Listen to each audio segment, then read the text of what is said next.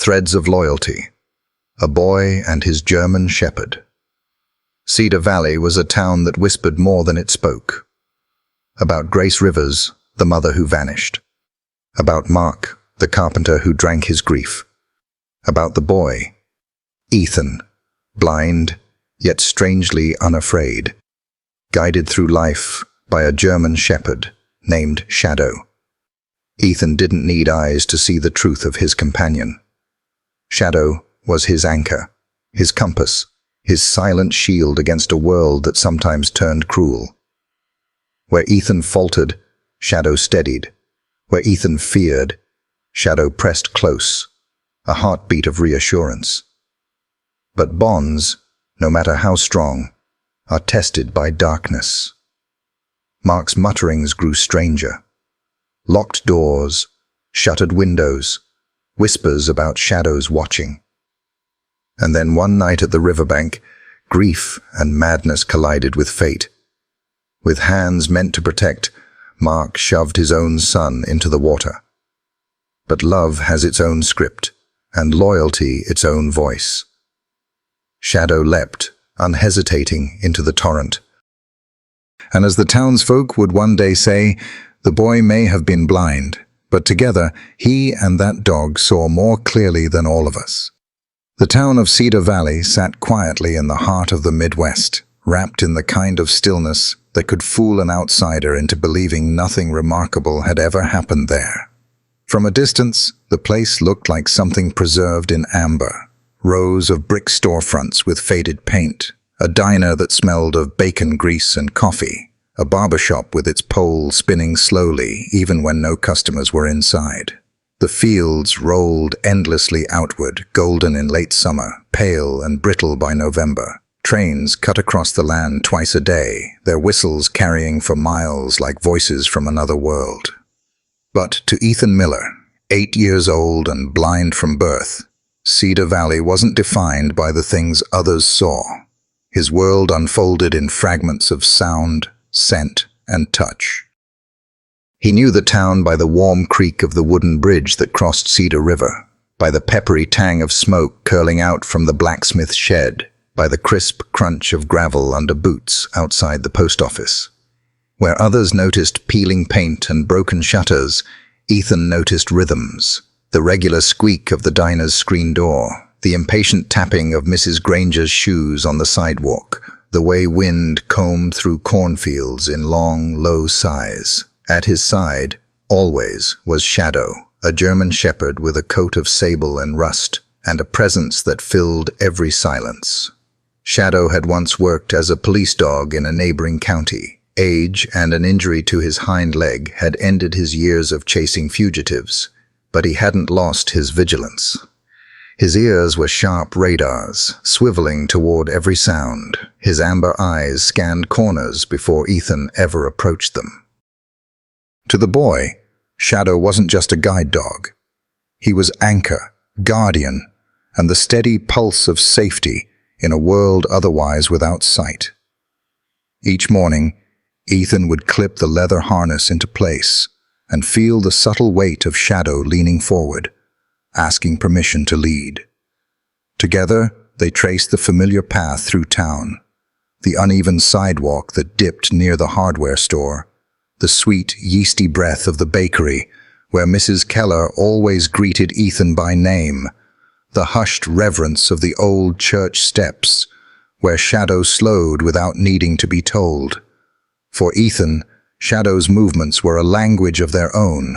A tug to the left meant caution, a pause meant a curb, a sudden stiffening of the dog's body meant something, or someone, unexpected. Ethan read those cues the way others read traffic lights. In a world without vision, trust became not just important, but sacred. And he trusted Shadow more than he trusted his own father. Cedar Valley itself seemed to trust Shadow too. The townsfolk had grown used to the sight of the boy and the German shepherd moving as one. Farmers tipped their hats when they passed. Children hushed their chatter, sensing something noble about the dog's erect posture and quiet discipline. At the diner, Waitresses saved scraps of meat bones in paper bags, calling them Shadow's wages. Yet beneath the town's polite admiration was an unspoken layer of pity. People glanced at Ethan and thought of what he was missing: sunsets on the prairie, baseball games at the schoolyard, fireworks bursting red, white, blue every July. What they never realized was that Ethan saw more than most, just differently. When he sat on the porch at dusk, he could tell the time by the tilt of cicada song. He knew when autumn was coming by the scent of apples fermenting in barrels. He knew who was approaching by their footsteps alone, by how fast or hesitant they carried themselves. And in that knowledge, he was never truly blind. Still, life in Cedar Valley wasn't untouched by shadows. The boy's world, though rich in sensation, was narrow. He rarely wandered beyond the well-worn paths. The town, like his life, was wrapped tight in routine. And routine, while comforting, can also hide the cracks forming underneath. Ethan couldn't see the way townsfolk exchanged wary looks when his father passed. He couldn't see the way paint peeled from the house they lived in, or the tired slump in Mark Miller's shoulders. He couldn't see how people in Cedar Valley whispered the name Grace Rivers with both compassion and suspicion. But Ethan could sense something heavier than whispers. He could feel it in the air of his own home, in the hush that fell when his father entered a room, in the way shadow sometimes pressed closer as if bracing against a storm no one else could see. For now, though, the town went on in its quiet rhythm. The train whistled twice a day. The church bell tolled on Sundays. The river flowed without pause. And Ethan, with Shadow guiding his steps, walked among them all, unaware that Cedar Valley was holding its breath, waiting for secrets long buried to rise to the surface. The Miller house sat 2 blocks off Main, a narrow rectangle of weathered clapboard with a porch that leaned slightly toward the street, the way tired men lean into the wind. In daylight, it smelled of cut pine and linseed oil. At night, the scent shifted: old coffee, soap that had lost its courage, and the thin sharpness of whiskey evaporating from a glass left near the sink. The front steps sighed when a body climbed them, as if the boards themselves had learned to keep company with weariness. Inside, the rooms were spare, but honest. Mark Miller had built most of it with his own hands: trim that lined up square, cabinets that closed without complaint, the kind of sturdy shelves that made a person believe things could hold. He'd once been the kind of carpenter folks called when they wanted the job done right. No shortcuts, no excuses. Before grief found him, Mark had a way with wood that bordered on reverence. He could face a battered oak plank, run his palm along its scars, and tell you what it still wanted to be.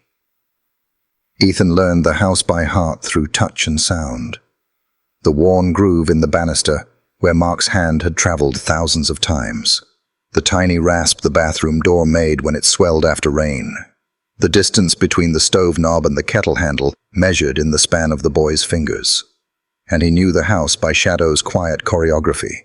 The way the dog paused at thresholds, the way he angled his shoulder just enough for Ethan to follow, the warm tap of a nose against the boy's wrist when a table edge waited where a shin would regret it. Shadow anchored the rooms, the way a hearth anchors an old farmhouse.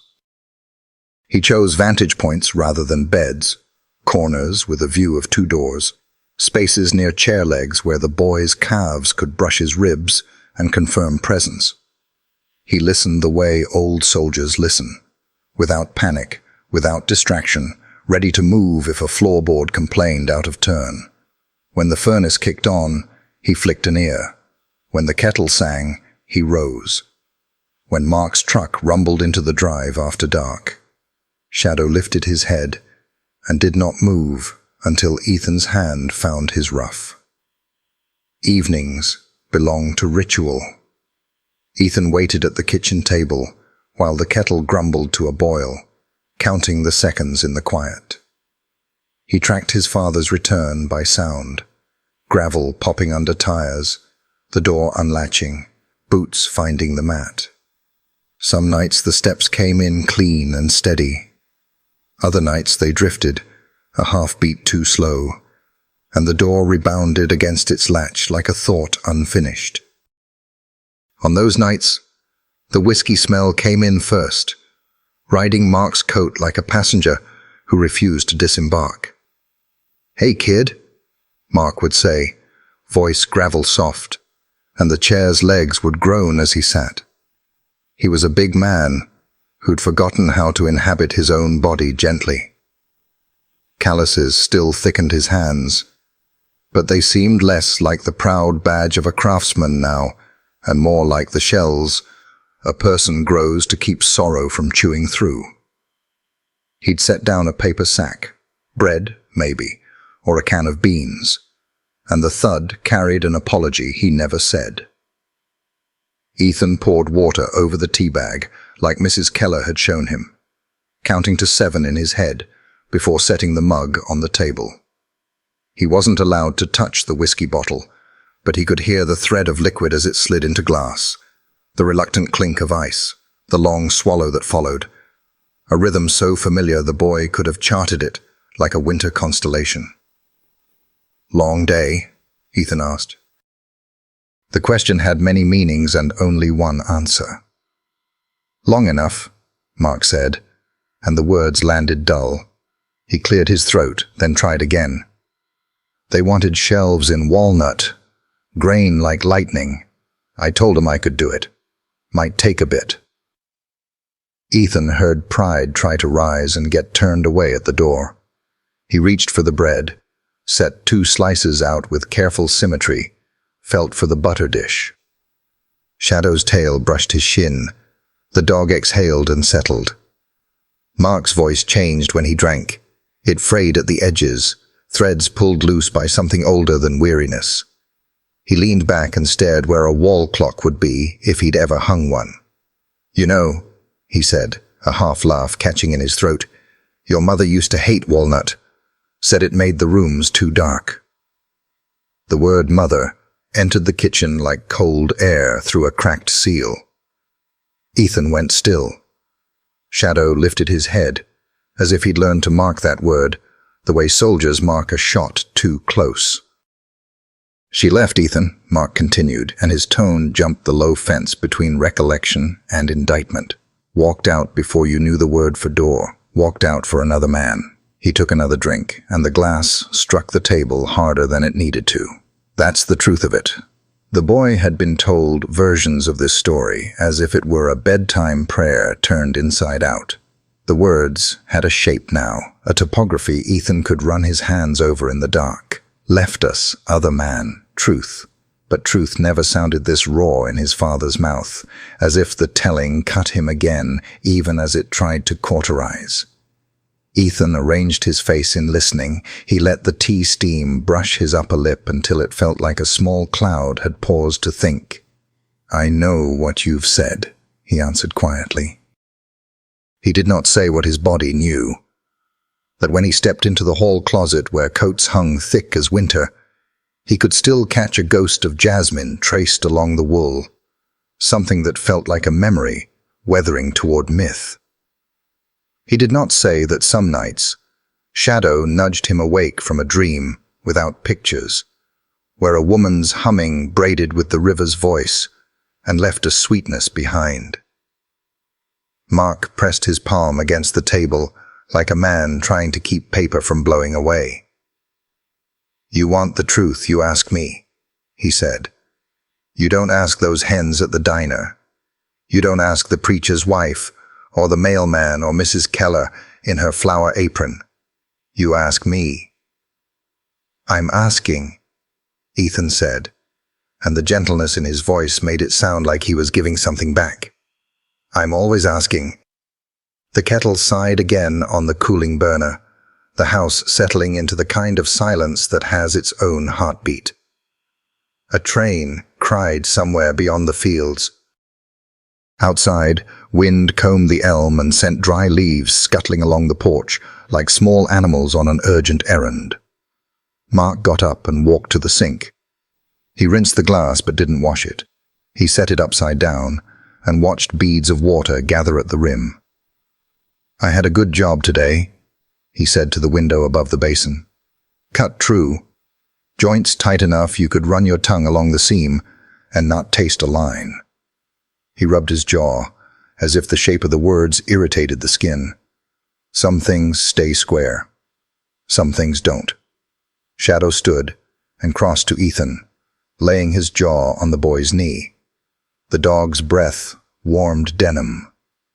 Ethan found the leather of the harness and held it, not to lead, not to be led, but to be reminded of a bond that did not require sight or certainty to hold.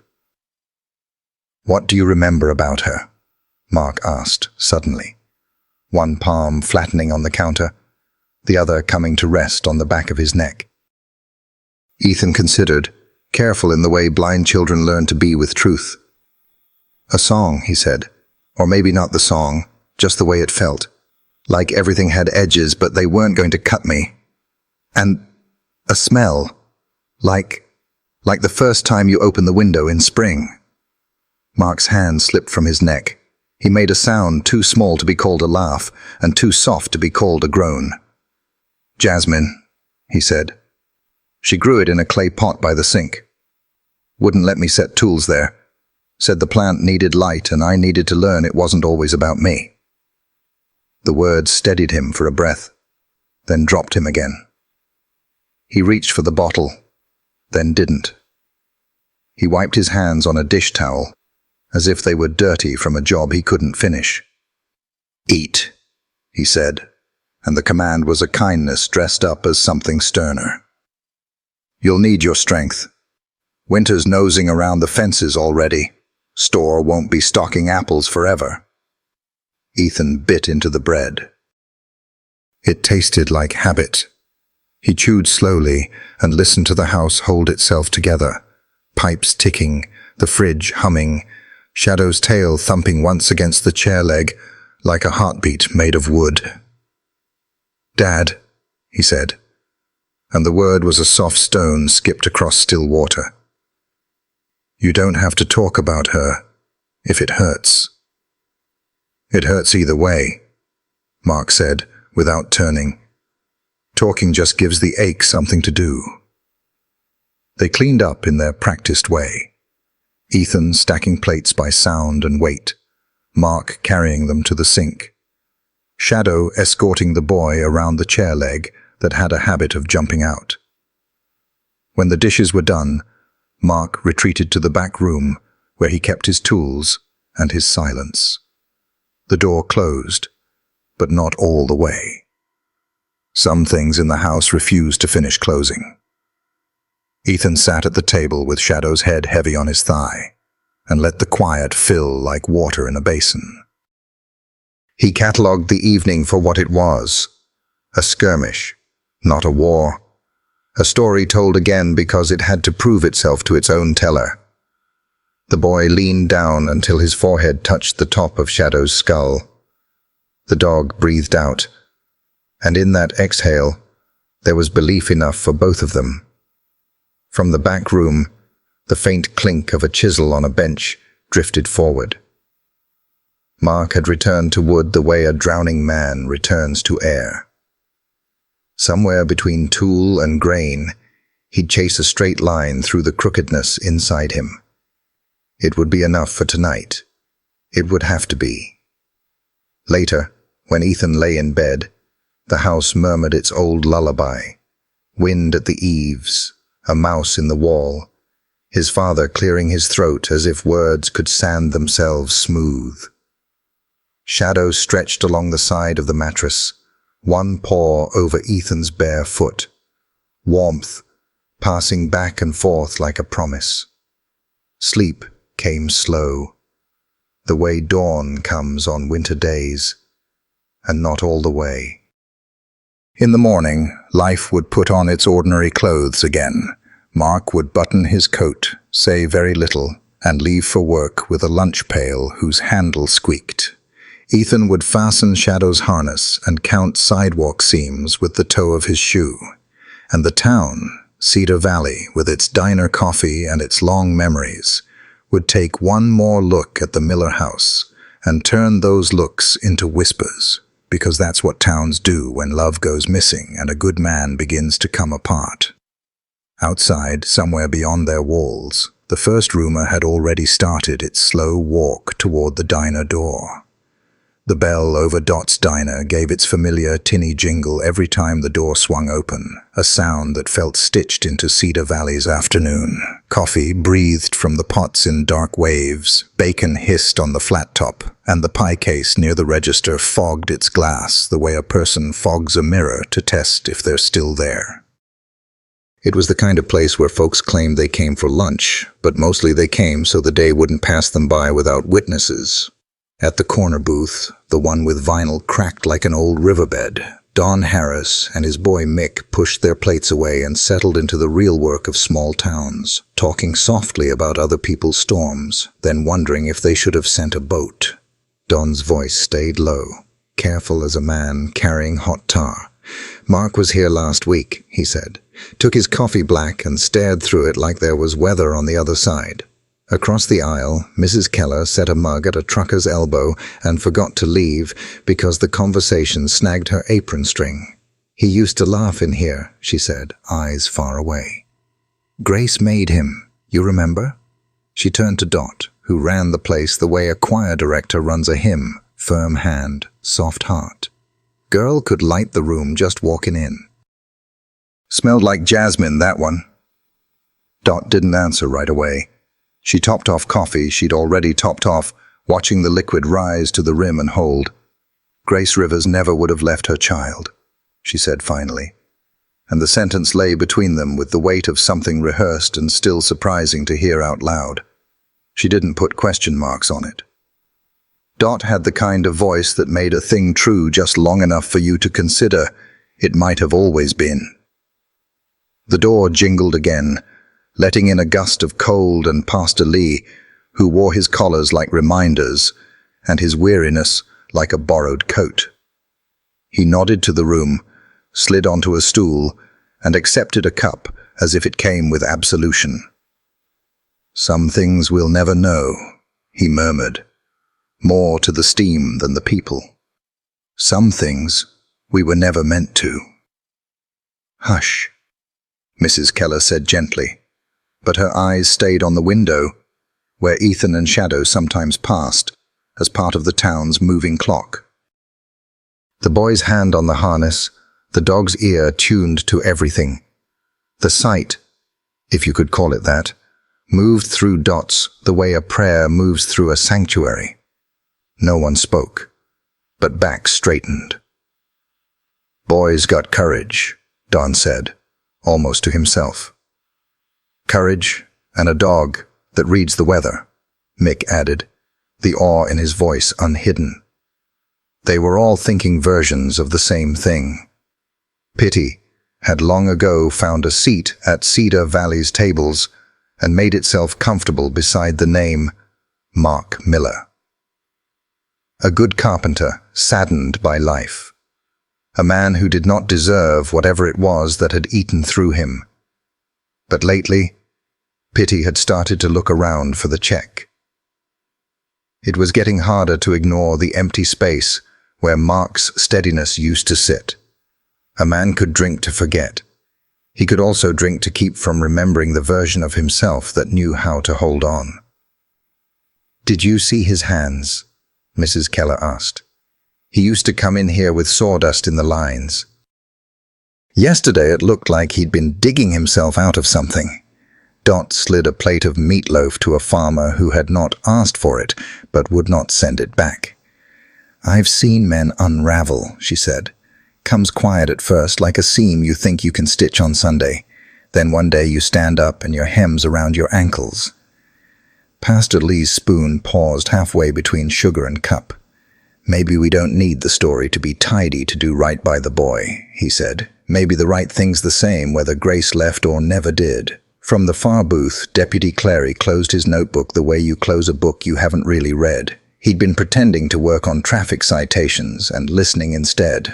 Right things easy to say, he offered, his voice the color of fence posts in winter. Harder when a man that big starts talking to things you can't see. You try stepping between him and the boy if something snaps.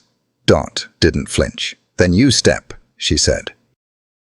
And you make sure someone's got the boy. That's half this town's job description. The bell chimed again. It was just the mailman, but a breath caught around the diner anyway. Reflexive, communal. People had grown used to holding their breath when doors opened. Too many stories had walked in that way. Mrs. Keller wiped a spotless counter. Nights are getting louder, aren't they? She meant the wind at the eaves, men arguing with their ghosts, the sound of things not said, rattling cupboards. She meant Mark's truck idling too long at the curb, while a man practiced going inside. She meant a whole town listening the way you listen to a house settle, counting the creaks, waiting for the one that doesn't fit. Dot glanced toward the pie case. You can hear winter packing its suitcase, she said. And you can hear the river when it's thinking about mischief. Don's gaze went to the window again. Saw Mark on the bridge last night, he said. Elbows on the rail like he was holding it up. Didn't look drunk. Looked lost. Lost and drunk can look like cousins, Deputy Clary said. Pastor Lee shook his head. Don't turn a man into his worst day, he said. Not if you want him to find his next better one. At a table near the door, 2 high school girls had been picking the edges of their muffins into constellations. One leaned toward the other, whisper nervous. Mom says we're not supposed to ask, she confided. But she also says Grace used to leave the baby with her, just to take long drives and cry. People do that when they're fixing to leave for good. Dot's look softened, then sharpened. People do that when they're trying not to drown, she said. There's a difference. The girls straightened like saplings taught a wind lesson. Through the glass, a shape moved, Ethan and Shadow on their careful route, the boy's chin lifted, the dog's gait even as a metronome. The diner's hum thinned to a filament. No one wanted to be caught staring, so everyone stared in the quiet way small towns do, through a reflection, through the steam on their cups, through the part of themselves that recognized a kind of bravery you can't practice. Afternoon, Ethan, Dot called, opening the door before the bell could chime. Cold shouldered in. Wind's showing off. You want a cocoa to go? Ethan's smile was soft as flannel. No, ma'am, thank you. Shadow says we're making good time. Dot bent to scratch the dog's chest. Smart fella, she said, and Shadow's tail made a single deliberate thump, permission given and received. You tell your daddy. She stopped there, because what was there to tell a man who already knew too much and not enough? You tell him the shelves at the school look fine. Tight work. Yes, ma'am, Ethan said. He would repeat the words later, exactly as they were given, because kindness deserves accuracy. When the boy and the dog moved on, the room exhaled at once, like a choir reaching the end of a long note. Dot watched until their figures slid past the barber's red-white-blue ghost and into the shade of the elm. She let the door swing shut and turned back to her people. Listen, she said, quiet but carrying. Whatever we think we know about Grace, keep it gentle where the boy can hear. Keep it gentle where he can't. Words travel. Deputy Clary nodded, his pen stilled. I'll check in on Mark, he said. No flashing lights, just a knock and a reminder the world's still holding. Bring him a bowl, Mrs. Keller said, already reaching for the ladle. Men talk better with something warm in their hands. Don pushed back from the booth. I'll drive by the bridge after dark, he offered. Make sure it's still standing without needing holding. Caught Pastor Lee's eye. "And you," she said, "pray for the kind of mercy that shows up in boots and coats, not just words." A small laugh trembled around the room, the kind that lets a hard truth sit without feeling unwelcomed. From the jukebox came an old country song that knew about leaving and staying and how both could break a person in half. Outside, the wind rose, carrying the scent of the river, the cold, clean metal of it, the old secrets and new ones it loved to keep. Somewhere in town, a dog barked once and then didn't need to again. Cedar Valley did what it had always done. It poured coffee and kept watch. It pitied where it could, suspected where it had to, and tried not to let the line between the two turn into a fence. The people in Dot's diner made a kind of quiet covenant with one another, to speak softly around the boy, to hold their judgments open-ended, to be ready when the seam gave way. Because even in a place where nothing remarkable seemed to happen, everyone in that room could feel it. The fabric of a story tugging against its stitches, a river clearing its throat somewhere out of sight, and a house 2 blocks off Main where a good man's sorrow had started to creak like winter boards in the middle of the night. The school in Cedar Valley was a low brick building that held the smell of old books and mop water, the way a church holds the echo of hymns. In winter, the radiators clacked like teeth. In spring, the hallways breathed pencil shavings and raincoats. Ethan Miller mapped it, not by the posters on the walls or the trophies in the case, those were for other eyes, but by the small, steady signatures the place left in the air. The citrus tang of the janitor's polish in the mornings, the cafeteria's Thursday chili drifting down a corridor like a rumor, the metallic whisper of the flagpole cable tink-tinking in wind outside the main doors. At his side, as always, was Shadow, upright, measured, deliberate. The retired K9 wore his harness with the quiet dignity of an old soldier who has traded speed for certainty. In the school's bustle, the German Shepherd was a moving shoreline, keeping the world from washing too hard against the boy. Children learned to step wide around him, not because anyone had to scold them, but because Shadow carried a gravity that made respect feel natural. Sarah Collins, Ethan's teacher, had a voice that belonged to warm lamps. She met him at the classroom doorway each morning with a soft, "Good to have you, Ethan," and a knuckle rap on the jam, his cue for alignment. She had taped a strip of sandpaper at floor level across the threshold so he could feel, with the soles of his shoes, the exact place the room began. In the first week of school, she'd asked if that felt patronizing. Ethan had smiled and said it felt like kindness you can step on. Inside, the classroom was an orchestra Sarah had tuned for a boy who lived by other instruments. The front row held a tactile map of the United States made from felt and wood. Each state its own texture. Nebraska, a rough burlap. Michigan, a smooth vinyl curve that surprised Ethan's fingertips like a hidden lake. Texas, broad and rubbery. The Panhandle, a stubborn corner. Along the window well, braille labels sat beneath plant pots where children took turns watering basil, mint, and a stubborn sprig of rosemary that smelled like Thanksgiving when you crushed it between forefinger and thumb. The chalkboard was lined with raised line paper, so diagrams could be felt as well as seen. A basket of geometry solids, spheres, cones, pyramids, waited for days when math needed to be convinced to be friendly. Sarah didn't move anything without telling Ethan, and when she did, she told Shadow too, as if the dog needed to be invited to the plan. Chairs tucked under now. Path to your desk is clear.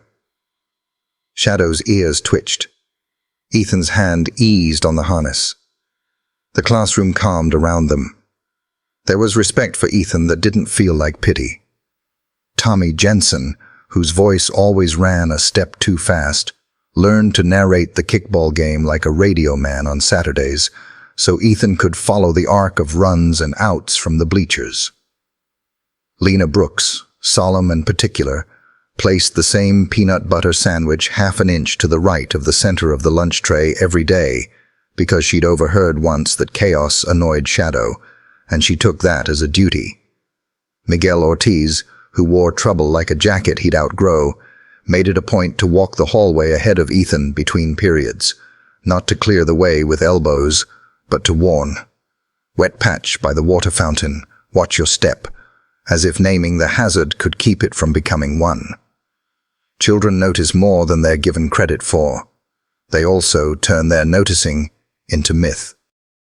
Once, when the class practiced a fire drill, the sudden clang rattled nerves and knocked a stack of textbooks loose. Pages went skittering across the aisle like startled birds. Half the room froze. Ethan straightened, listening. Shadow braced. Sarah's voice, calm, firm, a shepherd's crook, cut through the din. Hands to your sides, single file. Ethan, pause. Shadow will step. The boy waited through one heartbeat, then another, until the dog's shoulder nudged his thigh. They moved, smooth, unhurried, through the doorway and down the hall. Outside, a third grader whispered to a friend, not unkindly, not mocking, just amazed. He sees without eyes. The phrase stuck the way burrs do. It made its way to the art room, to the playground, to the back row of the bus where big kids decide what is cool and what is not. It came back to Ethan one afternoon as a fragment carried on laughter, not cruel, more like awe you don't yet know where to put. He didn't correct them. He knew what he was and was not, knew that seeing was a word without borders. He saw how rooms felt when people who loved each other had been in them. He saw the difference between quiet that rested and quiet that warned. He saw his father's footsteps change at the end of long days. Sight was a tool. So were ears and hands, and the part of you that leans toward or away without asking permission. Sarah had a gift for making curriculum feel like invitation. When the class studied the Oregon Trail, she didn't simply lecture. She set flour in a shallow pan and guided Ethan's fingers through it, letting him draw wheel ruts while she spoke of wagons and hope and the stubbornness of prairie grass. When they read poetry, she passed around a box of cedar shavings, and Ethan held it to his face and called the smell work that remembers. And the room went quiet, in a way that meant everyone had felt something at once. During music, she taught rhythm, not with clapping alone, but with a metronome he could touch, the pulse knocking gently against his palm until his body understood before his brain did. And when there were things she did not know, because sighted teachers do not arrive knowing how to teach a boy like Ethan, Sarah asked. She asked the county mobility specialist to visit and show Ethan and Shadow the cleanest routes between rooms. She asked Mark Miller if there were sounds at home the boy found painful so she could soften them at school. She asked Ethan which he preferred, her describing the picture on the page or him feeling the shapes that describe themselves. Both, Ethan told her. One builds the map, the other draws the key. Recess could have been cruel. It wasn't. Shadow trotted the fence line, ears up, as if inventorying dangers. Ethan sat with his back against the sun-warmed brick and learned the language of ball on asphalt, the way the bounce changed with confidence, the way defeat scuffed. He learned voices too, the way Tommy bragged when he pretended not to, the way Lena laughed like a bark when the impossible found a crack to slip through.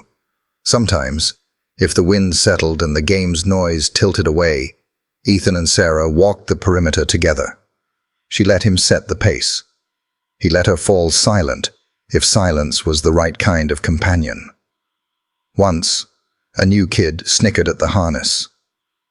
"Why's your dog have a handle like a suitcase?" he asked, armored in the kind of meanness that grows in the same garden as fear. Before words could bite, Miguel stepped in, not with fists, not with swagger, but with fact. "That handle's how he knows where the world ends and starts," he said. "You got eyes. He's got a dog who borrowed a bit of an angel's job. The new kid looked away. Ethan pretended he had not heard. Shadow did not need to pretend. He had already returned to scanning the sky like a man who knows weather. In the library, Mrs. Finch learned to announce herself by the rattle of the bracelets she wore. "Coming in like a tambourine," she'd joke, and Ethan's smile would arrive on schedule. She worked out a system. She read aloud the first page of a book, then placed Ethan's fingers on the Braille edition of the same passage. "You take the wheel," she'd say. "I'll hold the map." Shadow lay at Ethan's feet, eyes half-lidded, looking exactly like a creature with nothing left to prove. Not everything was smoothed by courtesy. Ethan noticed gaps. The day a substitute teacher forgot to clear the aisle and he hip-checked a desk. The day the bell malfunctioned and screamed like a siren, making Shadow's hackles rise and his mouth fold around a sound he almost never made. On those days, Sarah stood closer, without drawing attention to it. She kept a small tin of peppermints in her desk for emergencies and victory both. "For after," she'd say, "for the part where you keep going." There were letters on the classroom wall spelling courage, each one cut from a different pattern of fabric the children had brought from home. Ethan couldn't see them, but he could trace them with his fingers. C stitched from denim that used to be someone's Saturday jeans, O from a faded flowered dress that belonged to a grandmother, U from a boy's flannel shirt with one elbow patched, and so on, letter by letter, until the word lived under his skin as surely as it lived above the whiteboard. He ran his fingers along them on hard days, and Shadow leaned his great head into the cradle of the boy's knees and made a sound like a sigh that had decided to stay. After lunch, the gym smelled like rubber soles and the faint ghost of triumph. Coach Dwyer, who spoke in verbs, arranged beep balls that chirped so Ethan could track them, and he invented a version of tag where Shadow watched from the sideline, ears forward, only interfering if full speed turned into danger. "Rules are railings," the coach said, and Ethan stored the phrase the way you store matches: dry, safe, ready.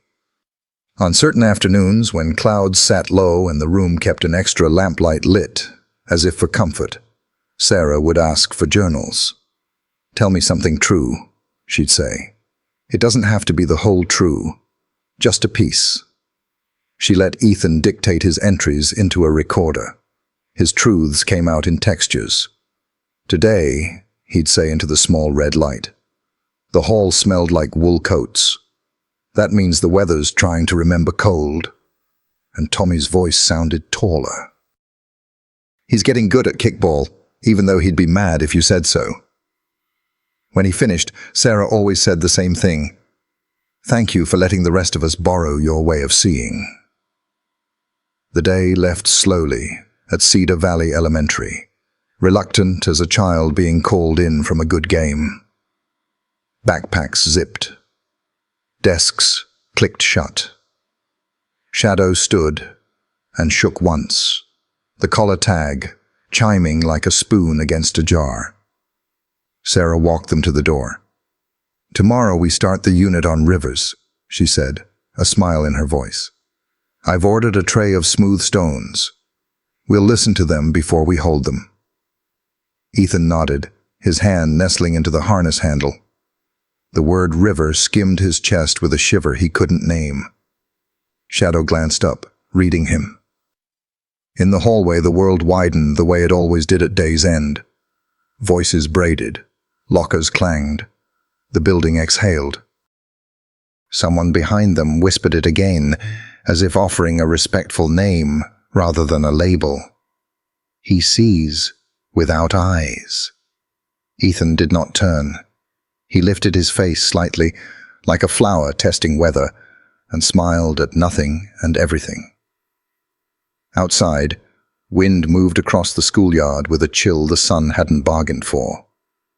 Shadow set a careful pace. Sarah stood at the doorway and watched them go. Boy and dog, stepping into the late light, into the world where kindness and danger hold hands like cousins. She folded her arms against the cold and whispered to no one in particular, "Keep them," which is how some prayers announce themselves, when words would only make them smaller. By midwinter, the Miller house learned a new way to keep quiet. It wasn't the soft, decent quiet a home wears when everyone's reading or the kettle is thinking about boiling. This was a tight quiet, the kind that pulls shades down and pushes chairs closer to walls, a quiet that taught the air not to echo. Mark started with the doors. He oiled the hinges, carefully, methodically, so they wouldn't dare announce themselves, then locked each one as if the wind were a trespasser. He slid the chain even when the sun was still up and the mail lay folded on the table. He added a second latch to the back door and a barrel bolt to the cellar. The key bowl on the shelf above the boot mat began to sound like a jailer's pocket when he moved past. He didn't explain. Men who have decided something dangerous is loose in the world often consider explanation an unnecessary luxury. Then came the windows.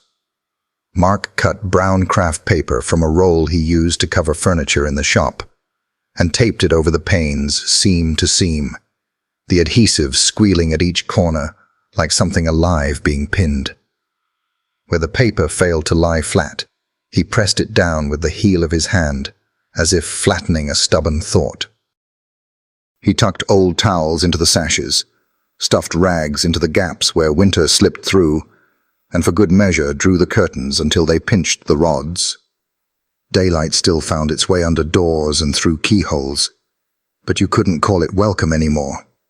It came in like a stranger who'd used to be a friend. Ethan heard the house change before he understood it. Rooms that once held sound kindly now swallowed it. The living room lost its soft reflections. Footsteps went blunt. The kitchen, once bright with pan clatter and radio murmur, went smaller, the sort of room where spoons apologized for the noise they made. "What are we keeping out?" Ethan asked one afternoon when the tape tore again and the smell of adhesive stung like a warning. His voice was even, as if he were inquiring about the weather. He had learned that questions asked gently often get further than questions asked loud. "Cold," Mark said, not turning. The word climbed the ladder of his throat like a man hauling something too heavy. And eyes. Shadow watched from the doorway, chin on his paws, eyes doing the job the windows used to. He followed the glimmer of the tape roll, the quicks of Mark's hands, the way the man's shoulders bunched when a corner refused to cooperate. Every so often, the dog's lips lifted a fraction, not to show teeth, but as if bearing patience. The locks altered the rhythm of evenings. Dinner came earlier or later, according to a logic Ethan couldn't pass. Soup one night, dry cereal the next, then a clatter of pans that sounded like apology. Mark ate standing, chewing like a man reading instructions he couldn't quite make out. He didn't sit at the table much anymore unless the whiskey was there first. When Ethan lifted his tea, he could taste metal even when it was only water. Fear has a way of lending its flavor to everything. It got worse at night.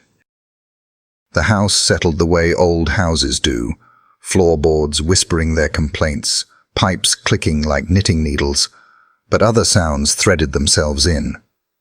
Murmurs seeped through the walls, half conversations conducted at the back of the house where the workbench lived.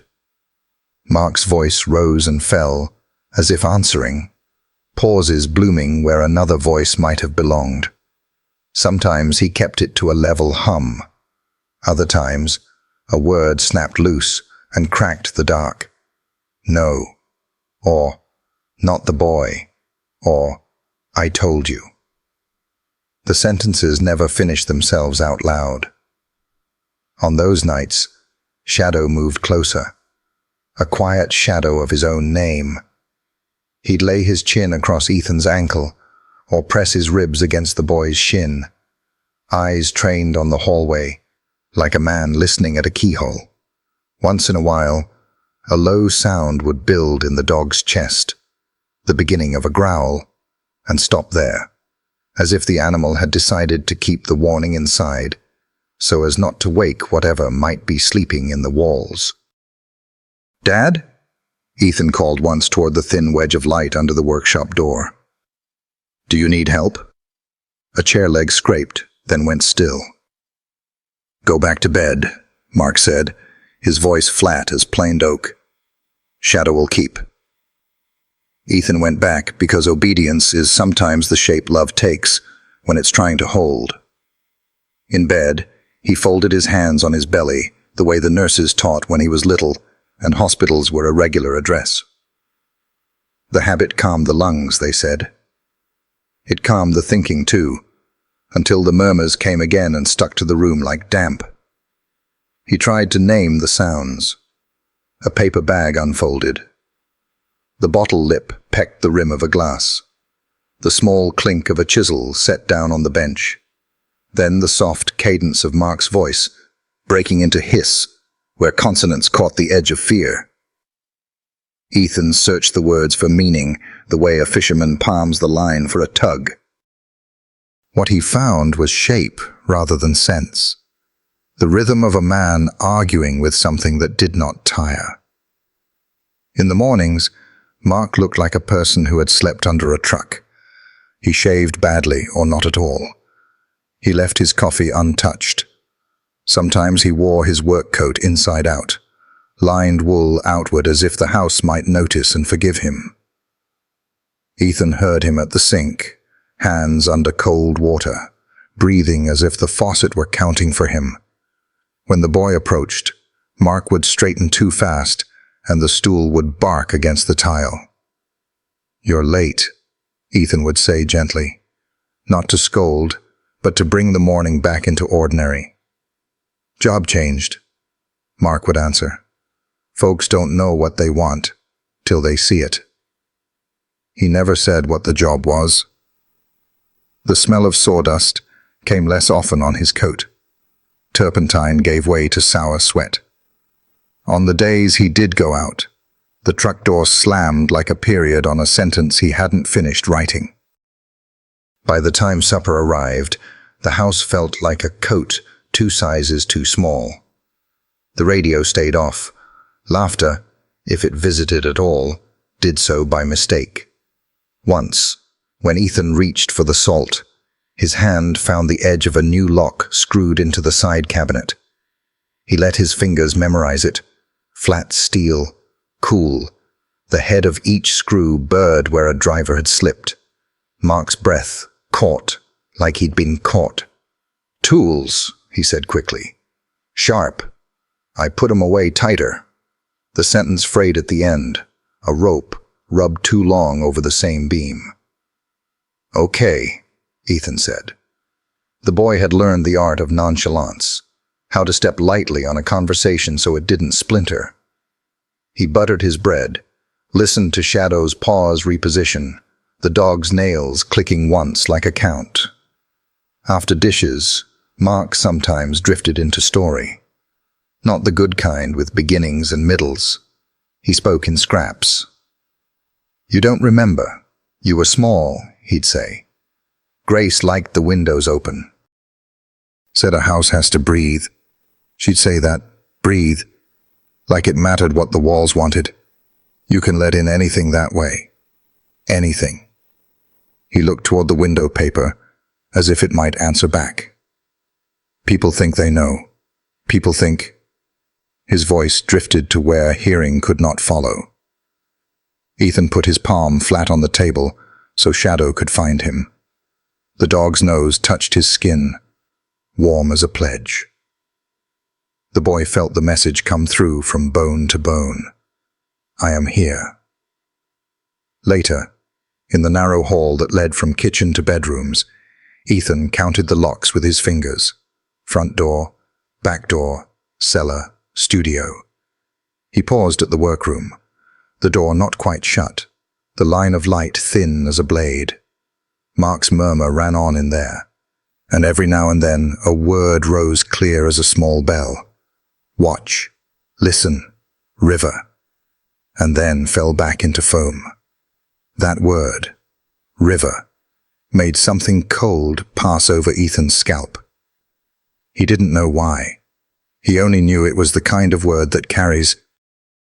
Shadow felt it too. The dog's breath hardened, and the almost growl sounded again, low as thunder, thinking. "Shh," Ethan whispered, not to hush the dog so much as to borrow his steadiness. Shadow's ear twitched against the boy's wrist. They stood together in the poor light like sentries who measure nights by what they do not allow in. When sleep came, it came in pieces. Ethan floated near the surface, waking at every hinge. He listened for the pattern that would tell him whether worry had grown teeth. Once, deep into the night, where hours lose their names, he woke to the sound of the back door chain being lifted and set back, lifted and set back. A man testing the grammar of barrier. He thought of Sarah Collins at school, of the sandpaper strip under the threshold that said, "Enter here," and had to swallow against a grief that didn't know its own address. Toward morning, the murmurs quieted. The workroom chair gave a small sigh as weight left it. Water ran. A cabinet closed. The house loosened a notch, like a belt after Sunday dinner. Shadow finally slept, his breath long and even, paws twitching at dreams that chased nothing. Ethan lay awake and counted the good things. The ways Shadow had placed himself between boy and hall, the memory of Sarah's voice saying, "Both, one builds the map and one draws the key." The way Mrs. Keller had wrapped a cinnamon roll in waxed paper and said, "For later," as if later were the kindest time. He stored those like matches in a dry tin. Down the hall, Mark's footsteps headed for the kitchen. The cupboard door opened and closed. The bottle did not. Instead, the tap ran and the glass filled, and for a long time, the only sound was a man drinking water like it was work. When he finally spoke, he spoke to the empty room, or to the thing that pretended it wasn't. "Not the boy," he said, almost softly. "Whatever you are, not the boy." Ethan felt that sentence, as if it had been placed on his chest. Heavy, protective, terrible in its kindness. He turned his face toward the wall and let the plaster cool his cheek. Shadow adjusted, nudging a paw over the boy's foot the way he did when Storms were thinking about practicing. Morning would put on its ordinary coat again.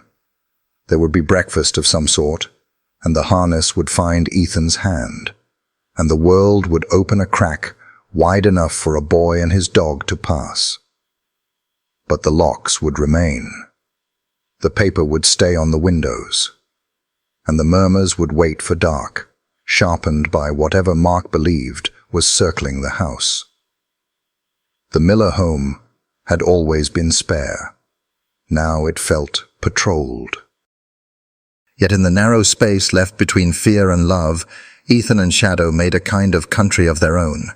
2 beds close enough for breath to share, a path from door to table to chair memorized so well it felt like trust, and a promise that didn't need speaking. If the night has a mouth, the day has a hand, and the boy would hold it, and the dog would hold him. The nights in Cedar Valley had a way of pressing close, like the town itself drew the curtains and told the fields to hush. In the Miller house, that hush felt heavier than it used to, stuffed into corners with the same insistence Mark had used on the windows. Ethan lay awake on his narrow bed, Shadow stretched beside him, the dog's flank rising and falling against the boy's hip. The rhythm was steady, like a tide Ethan could trust, and sometimes that was enough to keep fear from filling the cracks of silence. But some nights, the quiet cracked open, and memories slipped through. Not sharp pictures. Ethan had never seen his mother's face. What lived in him were fragments, the kind the body saves even when the mind cannot hold them. A lullaby first. Notes, more breath than voice, hummed low, as if meant to keep from waking the world. He couldn't summon words. Maybe there never had been any, but the melody curled in his chest like steam off a teacup. When he tried to hum it back to himself, the shape was wrong, incomplete. Yet the feeling was there, a gentleness so wide it made his throat ache. Then there was the scent, jasmine, faint but unmistakable, like spring arriving through a crack in winter's wall. He had once stumbled across it years later in town, brushing past a woman who'd pressed too much perfume at her throat. It wasn't the same, too sharp, too insistent, but it carried him back anyway, to a smaller self swaddled in warmth, the faint tick of a clock, and that sweet, drifting smell. Ethan pressed his nose now to the sleeve of his pajama shirt, willing it to be there. Sometimes he thought he caught it in the dark, fragile as dust. Sometimes he feared it had been invented whole, a mercy his brain granted him to fill the vacancy. The rest of Grace lived in textures and echoes. The feel of a braid slipping across his cheek when she bent over him. The soft pop of lips against his temple when she thought he was already asleep. A laugh, high and sudden, breaking into the house like sunlight into a shuttered room. He could not say when those things had left him, only that their absence made the walls sound hollower. Yet in Mark's voice, Grace was never warmth. She was betrayal wrapped in the shape of a woman, someone who had traded a husband and a child for another man's shadow. Mark's bitterness had no edges. It soaked the house like damp, seeping into every story he told. "Your mother left," he'd say, over bread or over whiskey, as if reminding the boy was a duty. "She left because that's what people do when they don't have enough in them to stay." Ethan never argued. He learned early that his father's sentences came out like nails, hammered in hard, not meant to be pulled free. But inside, behind the careful stillness of his face, Ethan held on to the fragments, the lullaby, the jasmine, the laugh, like contraband. He refused to believe those belonged to a woman who could vanish willingly from her child. One afternoon, in the narrow corridor between chores and supper, Ethan had asked softly, "Did she ever sing to you too?" Mark's spoon froze halfway to his mouth. For a moment, the only sound was the tick of the wall clock. "She sang for everyone," Mark said finally, setting the spoon down too hard. "And then she sang for someone else." He shoved back his chair, the legs barking against the floor. "Don't make her more than she was, Ethan. She doesn't deserve it." The boy nodded. He always nodded. But later, in bed, Shadow's chin heavy on his thigh, he whispered the melody he half remembered, letting it wobble, letting it be imperfect. The dog shifted, ears flicking, as if recognizing something more ancient than sound. That was enough proof for Ethan, that love, once real, never vanished completely. It left traces in animals, in children, in the walls of houses where jasmine had once bloomed on the sill. At school, when Sarah Collins asked her students to write about their mothers for Mother's Day, Ethan had hesitated. He didn't want pity. He didn't want the sharp, sideways looks, so he dictated into the recorder she gave him. "I remember the smell of something green and white, and I remember a laugh that made rooms bigger. I don't know what else to say." Sarah had placed a hand on his shoulder when she heard it, her silence more honoring than words. The hardest part wasn't remembering too little. It was the contradiction. His father's certainty that Grace had chosen to leave, colliding with Ethan's certainty that she had not. A child blind from birth, he lived by what he could feel. And what he felt in those faint memories was not abandonment. It was presence. Love that might have been interrupted, stolen, or buried, but never discarded. That contradiction became his private landscape, a meadow with sunlight and jasmine at one end, and a shadowed ravine of bitterness at the other. He walked between them daily, holding Shadow's harness, trying not to stumble. Sometimes, in the deep part of night, Ethan spoke aloud to the dark voice just above a whisper. If you didn't leave me, come back. If you did, at least let me keep the song.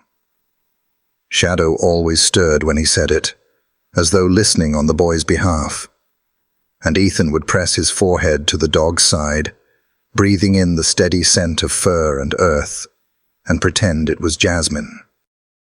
For him, Grace Rivers was not a story told in full sentences. She was fragments, a hum, a scent, a warmth he could almost cup in his palms. His father denied her softness, but Ethan's own body refused to forget.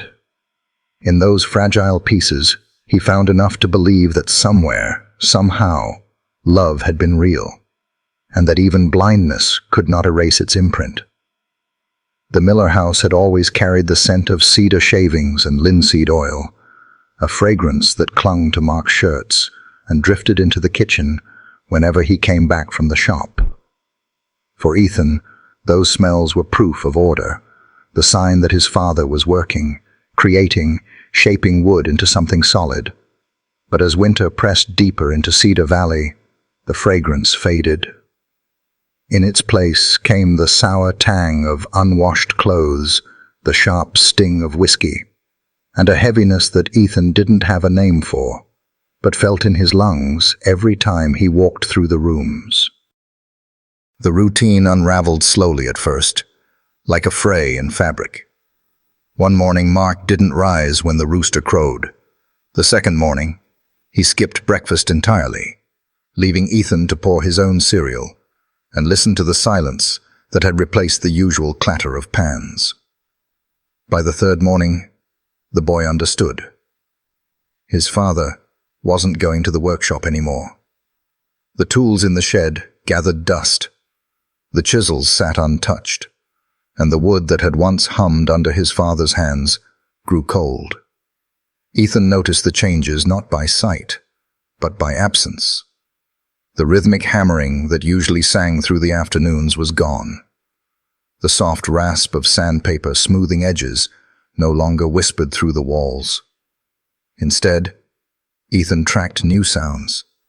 The slosh of liquid in a bottle, the dull thud of boots pacing the hallway at odd hours, the creak of his father's chair rocking without purpose. Shadow noticed too. The German shepherd lingered more near the boy than before, his body always angled slightly toward the places Mark sat or stumbled through. When the man rose too quickly, Shadow's ears flicked back. When Mark muttered under his breath, the dog shifted his weight, braced, as though waiting for something unseen. "Dad," Ethan asked one evening as he touched the rim of his untouched plate, "aren't you hungry?" Mark sat slouched at the table, the half-empty glass glowing amber in his hand. His beard had grown patchy and wild. For a long moment, he said nothing. Then, with a sharpness that startled Ethan, he pushed the plate away. "I ate earlier," he lied. The words hung in the air like dust motes, weightless, but impossible not to notice. The house itself began to feel different. Ethan could trace change the way other children traced colors. The air felt tighter, clogged with tension. The hallway smelled not of polish or sawdust, but of sweat and something acrid, a fear scent that made Shadow's hackles rise in the night. The boy's fingertips, once finding smooth surfaces, now brushed across clutter. Bottles on the counter, laundry left unwashed, papers scattered with half-written notes. Ethan sensed it most in the evenings. Supper had once been a small ritual, quiet but steady. Mark eating with weary dignity, Ethan listening for every scrape of cutlery. Now those evenings fractured. Some nights his father forgot to cook. Other nights he tried, but the food was burned or abandoned halfway through. Ethan ate what he could, not mentioning the rest. Shadow sat at his feet, his steady warmth making up for what the meal lacked. "Why don't you go to the shop anymore?" Ethan asked softly one afternoon. He hadn't meant it as accusation. He just wanted to understand the silence where the hammer used to be. Mark's hand stilled on the bottle. His shoulders twitched. "Work doesn't matter," he muttered. "Not when they're coming." The words struck Ethan like a cold draft through a crack in the wall. "Who's coming?" he whispered. But Mark had already stood and left the room, the floorboards groaning under his uneven steps. Days stretched long, the erratic patterns deepening. Sometimes Mark would vanish into the shed for hours, but not to work. Ethan could tell by the silence. Other times, he sat on the porch, staring at the mountains, as if reading something written in the clouds. And sometimes, without warning, he erupted into movement, checking locks, slamming windows shut, pacing as if chased. For Ethan, who had built his world on rhythm, steps counted, distances measured, voices catalogued. The disruption was terrifying. The house no longer offered predictability. Every day carried a new shape, and none of them fit. He tried to adapt the way he always did. He listened harder. He memorized where Mark left his boots in case they became obstacles. He learned to detect the difference between the sound of a glass set down gently and one dropped with anger. He spoke less because words seemed to rattle his father, but he stored questions like stones in his pockets, heavy and unasked. At night, lying awake, Ethan pressed his face against Shadow's fur, breathing the dog's steady smell of earth and leather, and whispered, "It's changing, isn't it? You feel it too." Shadow would shift closer, his chest vibrating with a low hum, not quite a growl, not quite comfort, something in between, like the sound of a warning still deciding what to become. It was then Ethan knew. Whatever was happening to his father, it wasn't just grief. It was something larger, something spilling into the house, changing its air, making the boy's skin prickle. And though Ethan was blind, he could see it with perfect clarity. Their world was unraveling, thread by thread. The evening arrived heavy, as though Cedar Valley had decided to carry the weight of 2 nights at once. Clouds gathered low over the rooftops, pressing the air flat and damp. In the Miller house, lamps flickered against the taped windows, but their light didn't reach far. Shadows pooled in corners, quiet and waiting. Ethan sat at the kitchen table with his hands curled around a mug of lukewarm tea. The warmth had gone out of it, but he held on anyway, listening to the small tick of the clock above the stove. Every sound mattered now. A floorboard spoke, and he could tell if it was Shadow shifting his weight, or his father pacing the hallway again. A sigh in the walls could be the wind, or it could be Mark talking to himself. That night, Mark had been restless.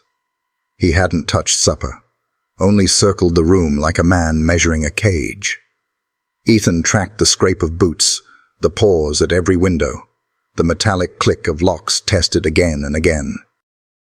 Shadow followed the movement with his eyes, body taut, every muscle ready, though his head never left the boy's side. "Dad?" Ethan tried, voice cautious. "Do you want me to play the radio? It might help." "No." The answer cut sharp, immediate. Mark's voice carried a tremor Ethan hadn't heard before. "Noise draws them." Ethan set the mug down carefully, his fingers brushing the wood grain as if the table could steady him. "Who?" he asked softly. For a while there was only the sound of pacing, then the sudden halt of it. Mark stood still long enough that Ethan could feel the silence leaning toward him. When his father finally spoke, the words came as a whisper, so low Ethan had to lean forward to catch them. "They're getting closer." Ethan froze. The whisper crawled across the room like smoke. He could hear the shift of his father's weight, the sharp exhale that followed. "The same ones who took your mother." The words struck like a stone thrown into still water, sending ripples Ethan couldn't stop. His grip tightened on the table's edge until his knuckles ached. He wanted to ask what that meant, wanted to push back against it, but the certainty in Mark's voice strangled his questions. Shadow bristled. Ethan felt it before he heard it, the dog's body tensing, the fur along his back lifting under the boy's searching hand. Then came the sound, a low growl building deep in his chest, restrained but undeniable. Mark's boots shifted sharply as though the sound had startled him. "Quiet that dog," he hissed, but the words were brittle, more fear than command. Ethan slid his hand along Shadow's neck, pressing gently, not to silence him, but to share calm. "It's okay," he whispered, though the lie clung thick in his throat. But inside, suspicion crept in. His father's voice had been so certain, not grief, not speculation, but conviction. "The same ones who took your mother." It twisted everything Ethan thought he knew. For years, he had carried his mother in fragments, her lullabies, her jasmine scent, her laughter. His father's version had always been bitter and final. She left. Now, with a whisper, Mark had opened a door to something else, something darker. Ethan's mind reached for clarity, but there was none. He sat in the kitchen where the air smelled of sweat and stale whiskey, hearing the rasp of his father's breath, the growl vibrating against Shadow's ribs. He could not see, but in that moment he saw enough. A man unraveling, shadows gathering at the windows, and the fragile thread of safety fraying between them. The clock ticked on. The house held its breath. And Ethan, caught between memory and fear, realized for the first time that his father's sorrow might not just be grief. It might be madness. The morning after his father's whisper about "the same ones who took your mother," Ethan moved through the hours like a boy walking on thin ice, each step deliberate, careful, braced for a crack. At school, everything looked the same to those with eyes. The flag still snapped in the wind. Chalk dust still floated in morning light. Children still burst out of doors at recess, with the kind of joy that made walls tremble. But to Ethan, the air itself felt weighted. He carried the words with him the way others carried backpacks, heavy and unavoidable. Shadow walked closer than usual, his shoulder pressing against the boy's thigh, as if to absorb some of that burden. Sarah Collins noticed. She always did. From the first day she had taught Ethan, she'd learned to read the small shifts, how his fingers fidgeted when worry gnawed at him, how his answers shortened when silence at home grew louder. That morning, when she passed his desk and laid a worksheet in front of him, she noticed the tension in his jaw, the way his hands lingered at the paper's edge as though anchoring himself. "Ethan," she said quietly when the rest of the class had turned to their spelling lists, "would you mind staying a little after school today? Just you and me. Nothing formal." He nodded, his face tilted slightly toward her voice. He didn't trust himself to answer. The hours trickled by, lessons blurred. At dismissal, children thundered out into the yard, their chatter scattering like birds. Shadow remained steady, unmoving at Ethan's side, waiting. Sarah closed the door, shutting out the noise, and pulled a chair across from him. "You've been carrying something," she said gently. "I can hear it in you." Ethan's throat tightened. He wanted to deny it, to hide behind the practiced stillness he had learned at home. But the memory of his father's whisper pressed against his chest and the words broke free. He talks to people who aren't there, Ethan confessed, voice trembling. He says things about Mama, about people who took her. And last night, he stopped, swallowing hard. Shadow's head pressed against his knee, as if urging him forward. Last night, he said they're coming for me too. The room seemed to inhale and hold. Sarah didn't rush her reply. She reached across the desk, her hand resting near his, not touching unless he chose to bridge the distance. That must feel frightening, she said softly. To hear him say those things. Ethan nodded, his lower lip caught between his teeth. If I tell anyone, it'll be like I'm betraying him. He doesn't have anyone else. Sarah's heart ached at the weight in his voice. An 8-year-old shouldn't carry loyalty braided so tightly with fear. She leaned forward, her tone steady but kind.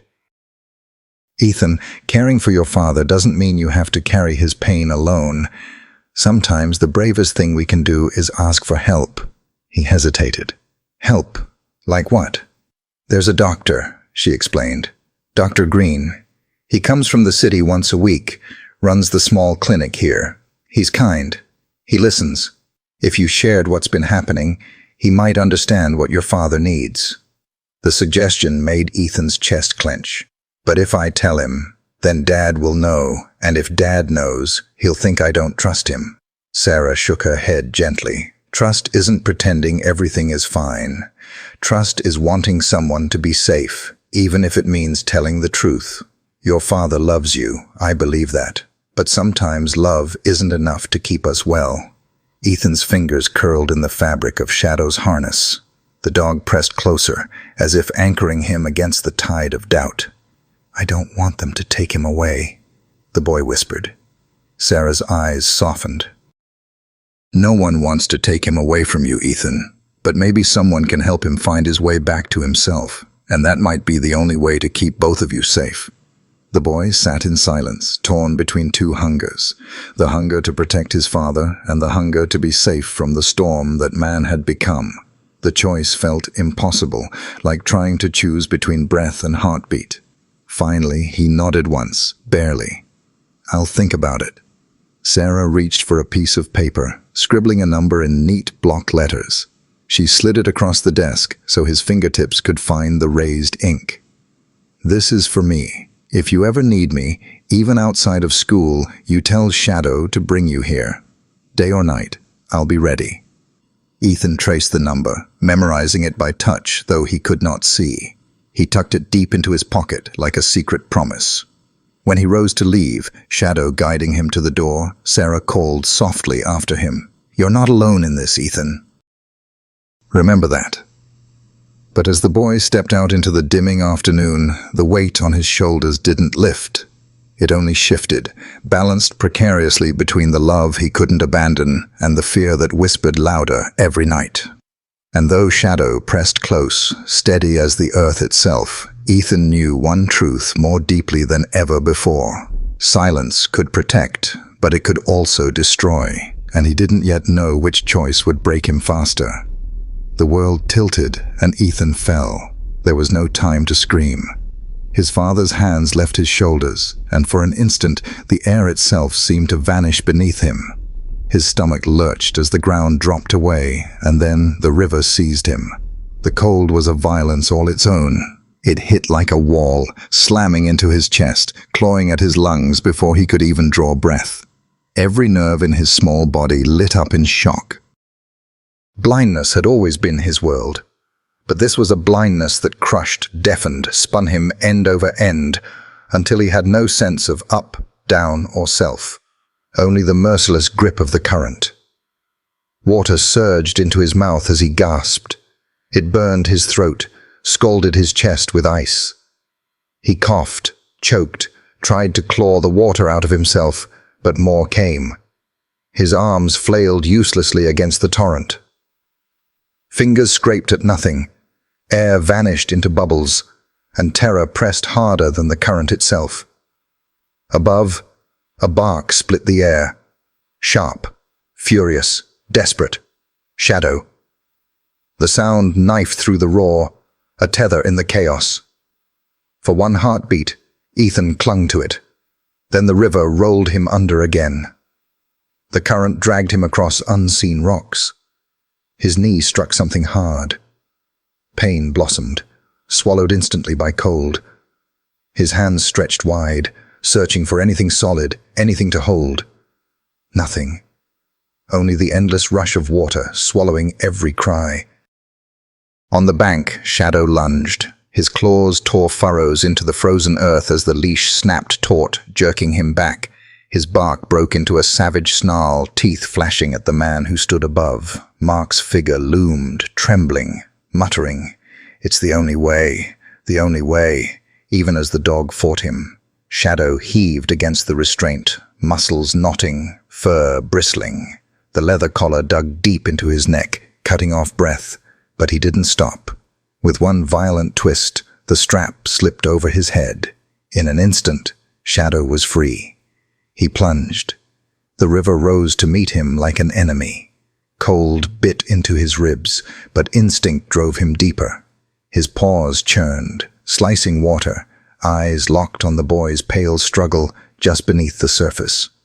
Every kick of Ethan's legs grew weaker, his small hands flaring open as if to surrender. Shadow surged forward, his jaws closing not on flesh, but on cloth, the collar of Ethan's coat. The boy jerked as the weight seized him, the sudden tug cutting through the blur of panic. A muffled cry bubbled from his throat, half fear, half hope. The river fought them both. It dragged, twisted, tried to wrench the boy from the dog's grip. Ethan's arms flailed once, twice, then found what his blind world had been searching for: fur. His fists tangled in the thick ruff of Shadow's neck, clutching as though the dog were the only solid thing left in existence. Shadow kicked harder, driving upward, each stroke burning through his chest. The current slammed them against a half-submerged log. Ethan's shoulder cracked painfully against the wood, and he cried out, water filling his mouth again. Shadow adjusted his grip, teeth straining but unyielding, hauling the boy over the obstruction. The surface broke. Air. Ragged, freezing, but air tore into Ethan's lungs. He coughed, choking, clinging tighter as Shadow dragged him toward the bank. Behind them, Mark's voice carried over the water, cracked and broken. "Safe in the river. Safe." The words sounded less like conviction now, more like a man collapsing into the echo of his own ruin. Ethan couldn't see his father's face. He didn't need to. He buried his own against Shadow's wet fur, sobs shaking free with every breath he fought to take. The shepherd answered with a grunt of effort, his muscles trembling as he fought both the boy's weight and the river's grip.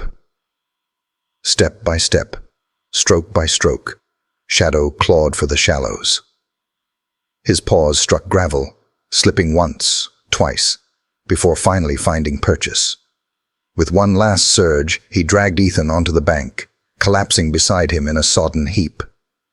Ethan lay gasping, coughing river water until his throat ached raw.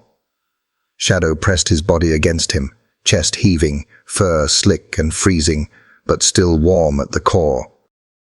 The boy curled into him, arms still locked around the dog's neck, as if letting go might throw him back into the current. For a long moment, there was only the sound of their breathing, ragged but alive, mingling with the endless roar of the river. Above them, Mark stood frozen at the water's edge. His boots sank into the mud, his hands shaking as if the current had stolen his strength along with his sanity. His lips moved, muttering, cursing, pleading, but no words carried. His eyes flickered between his son and the water, as though he couldn't decide which vision was real. Shadow's growl rumbled low, warning. His body curved protectively around the boy, ears pinned, teeth bared, toward the man who had pushed Ethan in. Ethan, trembling, pressed his face deeper into the shepherd's chest, refusing to look, clinging to the only safety left to him. The river rolled on, indifferent, carrying its secrets away in the foam.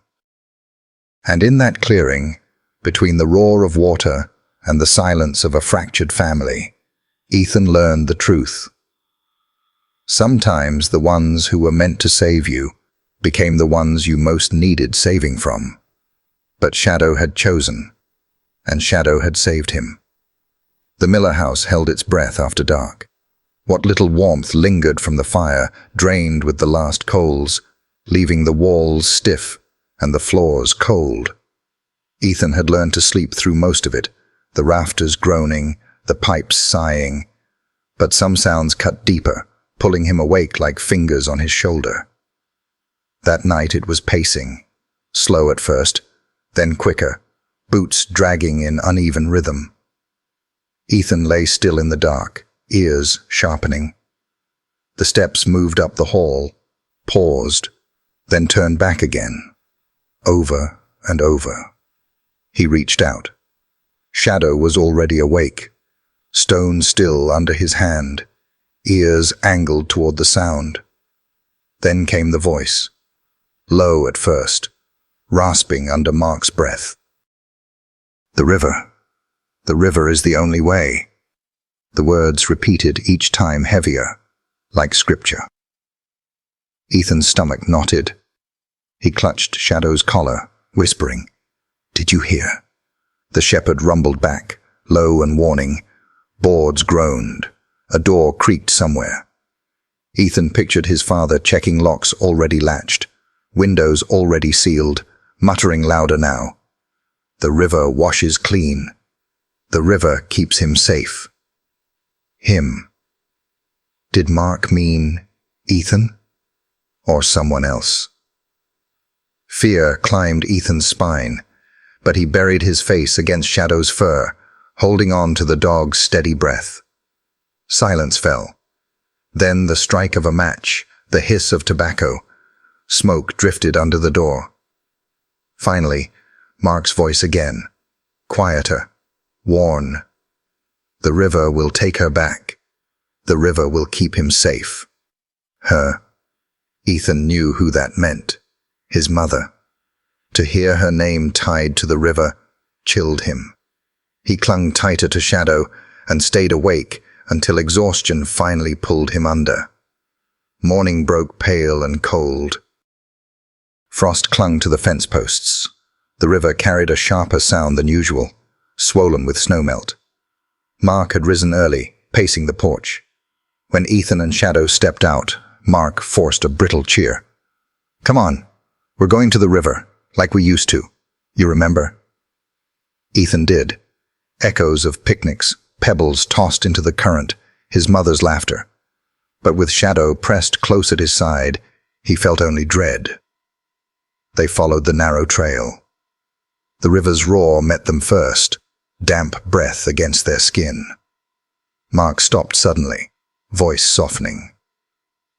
"Your mother loved this place. She said the water always knew the truth. Do you remember her singing?" "I remember," Ethan whispered. Mark's laugh cracked with grief. "She sang even when she was afraid. She said the river carried whispers, that if you listened you could hear the ones watching us. I thought it was just talk. But she knew they'd come." "Dad," Ethan said carefully, "Mama loved it here. She wasn't afraid." But Mark's tone hardened. "She was. She tried to hide it, and they're closer than ever." Shadow bristled. Ethan clutched the fur at his neck, grounding himself. Mark knelt, hand pressed to the ground. "She'd sit right here, jasmine in her hair, singing for you. Do you remember how safe you felt?" "Yes," Ethan whispered, though the safety was gone. The river thundered. Mark's breath quickened. Do you hear it, Ethan? It takes what doesn't belong, keeps what's worth saving. His hands clamped down on the boy's shoulders, trembling with force. Shadow barked, lunging until the leash snapped taut, teeth bared. They took her, Mark hissed. Now they're coming for you. But I won't let them. You'll be safe in the river. It's the only way. Before Ethan could cry out, Mark shoved. The river swallowed him whole. Cold struck like fists, stealing breath, filling his mouth with water that tasted of mud and iron. The current spun him, dragging him under. Blindness had always been his world, but this was different. Crushing, suffocating. He kicked wildly, lungs burning. Above the roar, one sound cut through. Shadow's bark, fierce, unrelenting. A promise. I am coming. The shepherd leapt. His body slammed into the current, diving deep. Ethan's flailing hands found fur, just as Shadow's jaws gripped the boy's shirt. The tug was fierce, unyielding. Together, they fought the river. Water battered Shadow's chest, tore at his limbs. Ethan gasped, choking, whispering through clenched teeth. Don't let go. Please don't let go. The shepherd never did. Guided by instinct, Shadow dragged them toward a bend where the current weakened. Inch by brutal inch, he carved through the torrent, his growls vibrating through the water as if daring the river to take his boy. At last the bank loomed near. Ethan's chest heaved, his body shuddering. Then, voices. Over here! Don Harris, the storekeeper, and his teenage son, Michael, burst from the trees.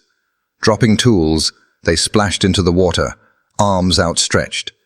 With one final surge, Shadow shoved Ethan toward them. Don caught him under the arms, Michael hauling beside him until the boy collapsed on the muddy bank, coughing river water from his lungs. Shadow staggered out next, fur dripping, chest heaving. He pressed against Ethan's side, whining low, amber eyes never leaving the boy's face. Easy, son, Don murmured, wrapping his jacket around Ethan's trembling frame. You're safe now. Safe. The word hollowed Ethan. He clung to Shadow, burying his face in wet fur. His father had pushed him. Where's my father? He whispered. Don hesitated. Up there, sitting real quiet. Ethan turned toward the sound, but already knew. His father's voice had told him. His hands had shoved him. He pushed me, Ethan whispered, voice breaking. He said the river would keep me safe. Then he pushed me. The men exchanged a heavy glance. Don's eyes darkened. Don't you worry about that right now. You just breathe. We'll take care of the rest.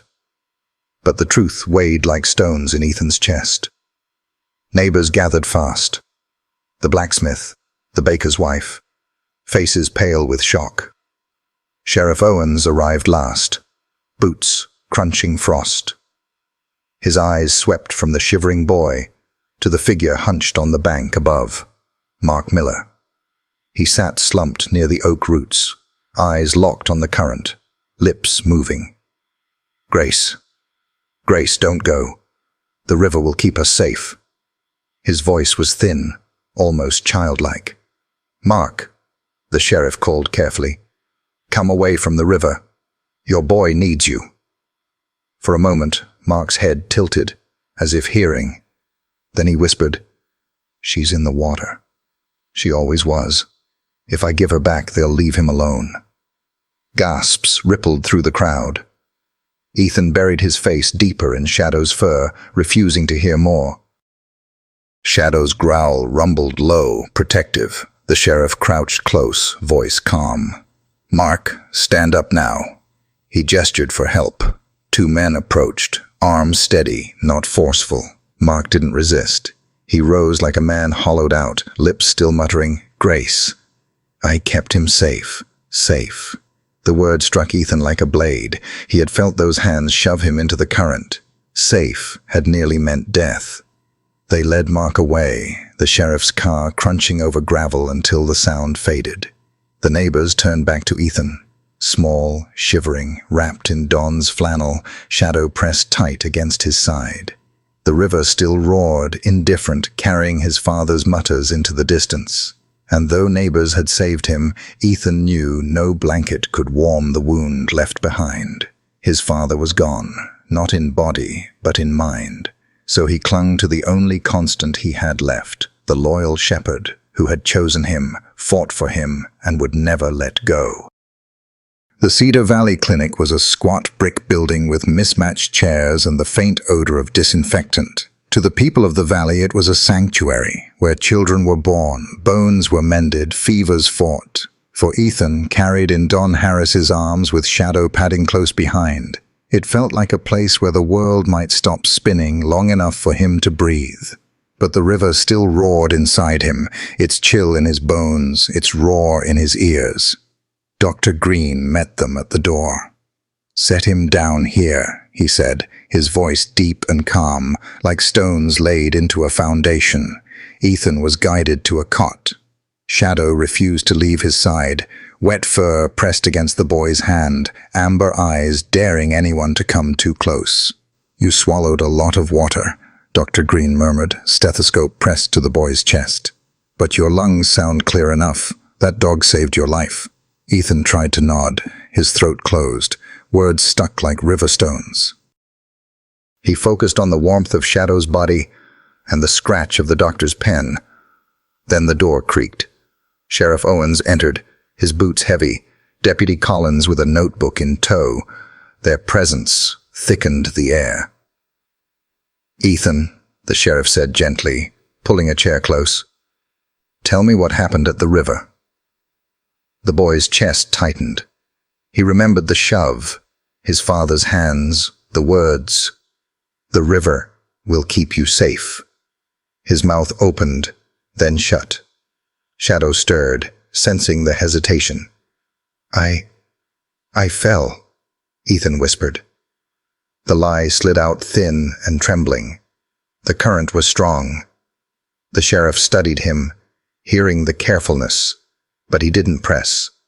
"All right, that's enough for tonight." From the hall drifted another sound. Mark's voice. "Grace, I kept him safe." Mutters leaking through thin walls. "Doctor." Green's tone dropped. "He needs more than I can give here. I'll arrange transport to the psychiatric hospital. He's not fit to be home." Ethan said nothing. He pressed his face against Shadow's fur, silence guarding the truth he could not yet speak. That night, Sarah Collins's small bungalow glowed soft on the edge of town. Ethan, wrapped in a borrowed coat that smelled of cedar and soap, followed Shadow's steps up the porch. Sarah's hand steadied his arm. "Careful, Ethan. Just one more step." Inside smelled of cinnamon and lavender. No tang of whiskey. No echo of pacing. Shadow shook himself dry, spraying the rug. Sarah laughed softly. "Well, we'll need towels." She rubbed him down before guiding Ethan to the sofa by the fire. "You're safe here," she said simply. The boy only nodded, his hand tightening on Shadow's harness. Safe was fragile now, a word broken by the river. "I don't have much," Sarah added, "but there's a spare room, clean sheets, fresh blankets. You and Shadow can make it yours." "For how long?" Ethan asked. "As long as it takes." The fire popped. Shadow sighed at Ethan's feet.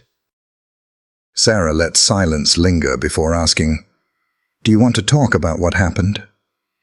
Ethan shook his head. To speak it aloud would make it too real. "Then don't," she said. "Not tonight. Rest. I'll keep watch." His shoulders eased slightly. He whispered, I don't want him taken away forever. Sarah's breath caught, but she kept her voice steady. Your father is sick. That doesn't mean he's gone. Sometimes people need help outside their homes to find their way back. That doesn't erase the love you feel. Her words folded into him like a blanket, not enough to banish the cold, but enough to hold the night at bay. Later, she showed him the small bedroom. Shadow circled once before collapsing at the foot of the bed. In the doorway, Sarah said softly, "Home isn't just where you live. It's where you're wanted. And you are wanted here." For the first time since the river, Ethan's chest loosened. He lay down, Shadow's warmth at his feet, and let sleep come. Days at Sarah's bungalow passed with a rhythm Ethan barely trusted. Mornings smelled of oatmeal. Afternoons carried the scratch of pencil as Sarah guided his fingers through braille. Evenings closed with firelight. Shadow never left his side. But shadows lingered. Ethan woke some nights to the river's echo in his dreams, or the phantom weight of his father's hands. Shadow pressed close until he could breathe again. One evening, twilight stained the sky violet. A knock came at the door, not frantic, deliberate. 3 firm raps, a pause, then one softer. Shadow's ears pricked, a low rumble swelling in his chest. Ethan straightened, book slipping from his lap. A few people knocked at Sarah's door after dark. She opened it cautiously. A woman stood on the porch, plain coat dusted with road grit, scarf knotted at her throat. Her hair, dark streaked with silver, framed a face carved by grief. "Sarah Collins?" she asked softly. Her voice carried exhaustion and determination. "I'm looking for Ethan Miller." Sarah's guard rose. "Who are you?" The woman hesitated, then gripped her bag strap. "My name is Anna Rivers. Grace Rivers was my sister. I am Ethan's aunt." The name struck like a bell. Shadow barked once, sharp and warning, then pressed closer to Ethan. The boy froze. He had never heard of Anna. His father had always spoken of his mother as if she belonged only to him, and the silence of the past. "You better come in," Sarah said carefully. Anna stepped inside. Her eyes swept the room, then settled on the boy sitting stiffly, his hands locked on Shadow's harness. The air smelled faintly of jasmine and road dust, something oddly familiar. Anna's breath caught. "Ethan, you look so much like her." Her voice cracked. "Who are you?" Ethan asked again, his voice trembling. Anna knelt so her eyes were level with his blank gaze. "I'm your mother's sister. I've been looking for you for a long time. And I've come because you deserve to know the truth." Sarah steadied herself against the sofa, breath shallow. Shadow's eyes tracked the woman with caution. Ethan's heart pounded. Truth. The word beckoned and threatened all at once. His father's whispers still clung. "They're coming for you. The same ones who took your mother." "Why now?" he asked softly. Anna's eyes glistened. "Because I finally found you. And because you need to hear what your father could never say." The room tightened around the words. Outside, the wind pressed against the windows. Inside, a boy clutched his dog. Sarah steadied her breath, and a stranger, claiming blood ties, promised to unravel everything he thought he knew. And in that moment, Ethan understood. The river had not finished with him. The fire in Sarah's hearth had burned low, shadows flickering like restless hands along the walls. Ethan sat on the sofa with Shadow pressed against his legs, the shepherd's warmth anchoring him as Anna Rivers took the chair across from him. Sarah lingered near the mantel, her posture taut, bracing for truths she half suspected. Anna's hands trembled once before she stilled them. "Ethan," she said softly, "there are things you've never been told about your mother. It's time you knew." His throat tightened. "Dad said she left us, that she didn't want me anymore." His voice cracked on the last words. Anna's face broke. She leaned forward, urgent but gentle. "No, Ethan. Grace loved you more than life itself. She never abandoned you." Ethan's grip on Shadow's fur was so fierce, the dog whined. "Then where is she? Why didn't she come back?" The old clock ticked in the silence. Anna drew a shaking breath. "She's gone. Your mother died years ago." The words struck like a blow. Ethan turned blindly towards Sarah, searching for denial, but her bowed head was confirmation. "No." His whisper trembled. "He said she left for another man. He said, that's what he wanted you to believe." Anna interrupted, grief and anger in her voice. "Her death was called an accident, rain on the road, a car that lost control. But I never believed it was that simple. The truth was buried along with her." Shadow pressed harder against Ethan's legs as the boy stroked his damp fur, clinging to the present while the past cracked open beneath him. "My mother didn't leave me," Ethan breathed. "She died." Anna's tears spilled freely. "Yes, sweetheart. And she died loving you. Never doubt that." Sarah crossed the room and placed a hand on his shoulder. "You told me once she sang to you every night. Do you remember?" Ethan sobbed. Her voice smelled like jasmine. "I thought I imagined it." Anna's tone grew fierce through her tears. "No, that was real, and it will always be yours." The next morning, the Cedar River ran high with last night's rain. Ethan clutched Shadow's harness as Anna guided him to the clearing. The roar still haunted him, but beneath it now lingered laughter and a voice singing. Suddenly, Shadow stiffened. Nose to the ground, he dug furiously by a half-buried root. Minutes later, a string of wooden beads tumbled free. Anna brushed the soil away, her breath catching. Tiny letters glimmered faintly. GR. She placed the bracelet in Ethan's palms. His fingers traced the grooves, his breath breaking. "Grace Rivers," he whispered. "It's hers." Anna's voice trembled. "I gave it to her when she was 15. She never took it off, not once." Ethan clutched the beads to his chest, tears streaming unseen. "She was here. She never left me." That night, back in Sarah's home, Ethan sat with the bracelet still in his hands. Shadow lay at his feet, chin on his ankle, sighing low as if to reassure. At last, Ethan slid the beads over Shadow's collar, fastening them snug against the leather. "Carry her for me," he whispered, burying his face in the shepherd's fur. "So she'll always be with us."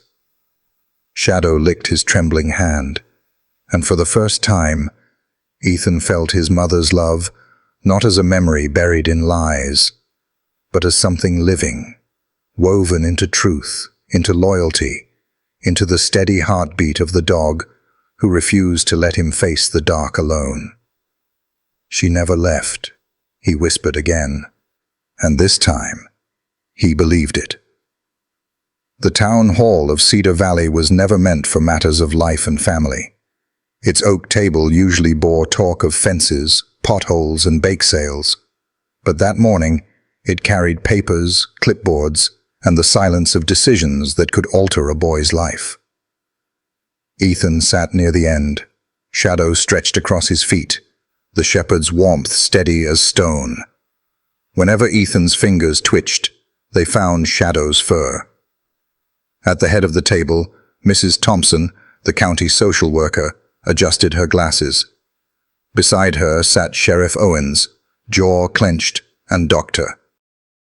Green, summoned as physician and witness. Across from Ethan was Anna Rivers, tall and unflinching, every breath declaring she would not leave without her sister's son. "We are here to discuss guardianship of Ethan Miller," Mrs. Thompson began. "His father has been admitted to the state psychiatric facility for long-term treatment. At present, he is unfit to provide care." Ethan flinched. Shadow pressed closer.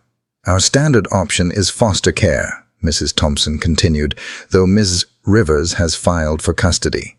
"Not filed," Anna corrected, her voice ringing. "Claimed. Ethan is my family. He belongs with me." The room shifted with the weight of her words. Sheriff Owens spoke next, his tone blunt. "That boy nearly drowned. If not for that dog, he wouldn't be here. Whatever happens, Shadow stays with him." Ethan gripped the shepherd's collar. "He does. He's my eyes. He's my safe place. If you take him, you take away the only part of me that feels whole." The silence was sharp. Anna's voice followed steady as iron. "Shadow is Ethan's service dog. They are not to be divided." Dr. Green nodded. "The boy's stability depends on that bond." Mrs. Thompson scribbled notes, lips pursed. "Very well. Shadow will be recognized as Ethan's service dog." Relief loosened Ethan's shoulders. Shadow nudged his hand, as if to remind him some things needed no official seal. Mrs. Thompson turned back. "Until the court confirms custody, foster care remains the standard." "No." The word cut the air. Ethan sat straighter, his voice quiet but unshaken. "I'm not going to strangers. I stay with Shadow. I will stay with my family." Every eye turned. Even Shadow lifted his head. "You don't understand," Ethan pressed on, stronger now. "Shadow isn't just a dog. He's my best friend. My mother's sister is here, Anna. If my mom loved her, then I know I can too. I belong with her." Anna's hand covered her mouth, tears bright in her eyes. She let him speak. "My father's sick," Ethan continued, softer. "I don't hate him, but he can't take care of me. I need to be safe. I need to belong. And I belong here, with them." The words echoed against paneled walls. Shadow's tail thumped the floor like quiet applause. Dr. Green leaned forward. "The boy has spoken more clearly than any of us. We do well to listen." Sheriff Owens nodded slowly. He knows his own heart. Mrs. Thompson studied Ethan as if seeing him anew. Finally, she set down her pen. "Your words will be recorded. Ethan, your voice matters here." For the first time since the river, he felt the ground steady beneath him. The morning of departure dawned pale and cool. Mist clung to the Cedar River as if the land itself was reluctant to let go. Outside the brick courthouse, a small crowd gathered.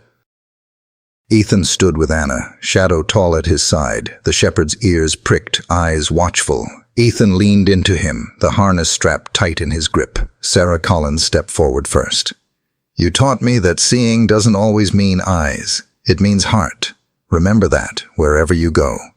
"You made me feel like I belonged," Ethan said softly. Don Harris followed, voice rough. "You're braver than most men I've known. If you ever need us, we'll be waiting." He pressed Ethan's small hand into his own calloused palm. Dr. Green spoke next. "Resilience is already in you, and Shadow will keep you honest." Even Sheriff Owens stepped close. "Your mother's name is spoken with respect here. We'll never forget Grace Rivers, or the boy she left behind." At that, Ethan slipped a hand into his pocket, the wooden bead bracelet pressed into his palm. Slowly he crouched, fastening it around Shadow's collar. "Carry her with us," he whispered. Sarah knelt and hugged him one last time. "You're safe now," she whispered, tears catching in his hair. "Thank you for giving me a place to breathe," Ethan murmured back. Then Shadow nudged him forward, guiding him to Anna's car. The door shut gently, the engine hummed, and the crowd lifted their hands in silent farewell. Ethan leaned into Shadow, fingers brushing the beads that now rested against the shepherd's collar. "It's us now," he whispered, a tremor in his voice, but a thread of strength beneath. "Wherever this road goes, we won't be alone." Shadow's tail thumped once, steady and certain. As Cedar Valley faded behind them, Ethan felt the ache of leaving, but also the first true pull of hope waiting on the road ahead. The ride into Oak Ridge stretched long, each mile pulling Ethan farther from Cedar Valley's quiet lanes, into a world that breathed faster, louder, and without pause. He sat in the back of Anna's sedan, Shadow curled against his legs, the dog's steady breathing guiding him through the unknown. Anna pointed out landmarks Ethan couldn't see but imagined. The old bridge, the curve of highways, the flash of billboards. When they entered the city proper, the weight of change pressed on Ethan. He cracked the window and a flood of sensations hit. Engines growling, horns blaring, footsteps rushing past, vendors shouting, a mother scolding. The air carried diesel, fried food, roasted chestnuts, and the metallic tang of wet concrete. Ethan shrank into his seat, fingers clutching Shadow's harness. "It's too much," he whispered. Anna's glance was soft. "It feels that way at first, but you'll find your rhythm, like you did in Cedar Valley." Shadow pressed against Ethan's legs, steady and calm. His tail brushed once, quiet assurance. "I'm here." By the time they reached Anna's apartment, Ethan's head throbbed. Tires crunched into a narrow parking space. Anna opened the door. "Here we are." Shadow leapt out gracefully. Ethan followed, tapping his cane until Shadow guided him down. Immediately the noise pressed close. Sirens, buses, hurried footsteps. He froze. How can anyone live here? "By learning that noise doesn't always mean danger," Anna said gently. "Just movement, just life." Inside, the air softened. Polished wood, wax, the faint smell of cooking down the hall. Anna's apartment was warm and ordered, the furniture fixed for safety. Shadow mapped every corner, returned, and nudged Ethan's leg. Safe. That night, Ethan lay awake, listening to the city's endless pulse. Shadow's steady breath anchored him. "You'll show me, won't you?" he whispered. Shadow huffed, curling close. The Oak Ridge School for the Blind welcomed him with a bell that breathed more than rang. The halls smelled of wax, old paper, and lemon oil. Mrs. Halpern, head of orientation, guided him, her perfume neat and green. "We'll walk the corridors together. You'll hear 3 clues before each turn. My step, the bell at the classroom, and the way the air changes." Shadow's shoulder brushed Ethan's thigh, his way of saying, "Already done." In the music room, Mr. Avery pressed a tuning fork to Ethan's wrist. The tone traveled through bone. "That's middle A," he said. "But more importantly, it's your body knowing sound from the inside." Ethan sang a note, small but true, and something in him settled. In tactile literacy, Mr. Cho laid a textured map beneath his hands. Streets as chords, parks in felt, rivers in glazed tile. She added a carved oak leaf above the band of water. There, a landmark that smells right. At lunch, trays had raised ridges and forks stayed put. No one called Shadow Dog, they used his name. Maribel, a girl with bracelets that announced her, offered crusts. "He'll trade for dignity," Ethan quipped, earning groans and a seat at the table. They traded favorite sounds. Maribel chose tennis balls on slate. Caleb chose rain in stairwells. Ethan said softly. My dogs sigh when I almost fall asleep. The table went quiet. Then Caleb nodded. That's a good sound. In the gym, Coach Ruiz handed him a beep ball. Find it. Make the field smaller than your fear. They played goal ball blindfolded, listening for the jingle inside the ball. When Ethan blocked a shot and returned it true, the cheer that rose felt like belonging. Orientation extended to the city itself.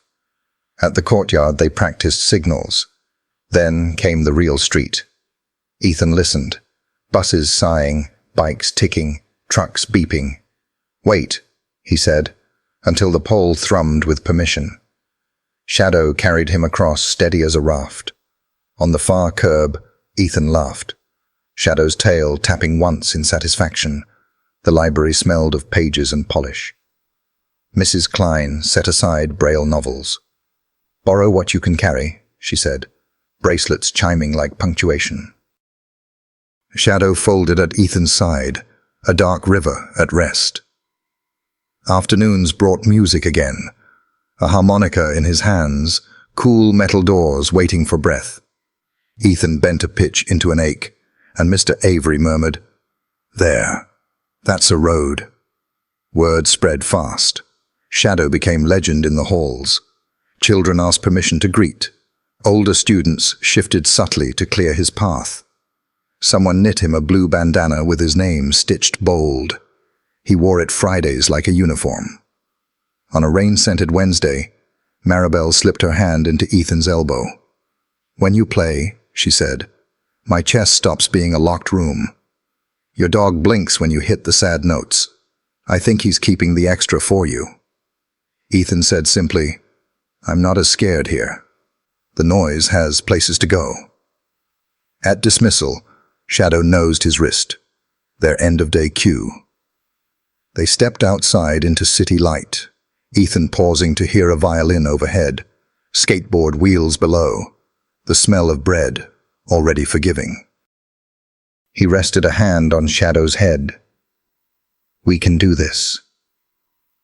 Autumn came, oak leaves falling, bus exhaust mixing with cool air. Ethan measured the season by slick acorns, the whisper of leaves, the earthy scent of Shadow's fur. He noticed pauses creeping into Shadow's stride, an extra beat at the stairs, a hesitation at curbs, a small sound in his joints, like a hinge remembering its age.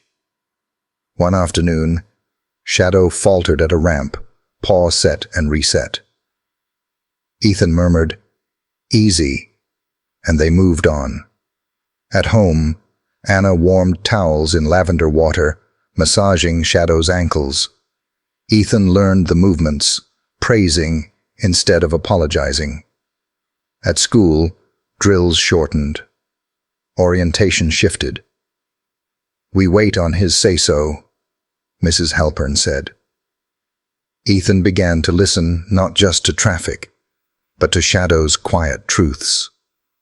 The vet's office smelled of cotton and biscuits. Dr. Patel's hands were practiced, her voice steady. Arthritic changes, she said kindly. Nothing unfair, just the math of a long life. We can help, oils, ramps, warmth. He'll tell you what he needs. Your job is listening. Listening has always been Ethan's strength. He heard nails, searching longer for grip, breaths heavier after stairs. They adjusted. Earlier mornings, softer roots, benches claimed and named. On Saturdays, the three walked Maple Park.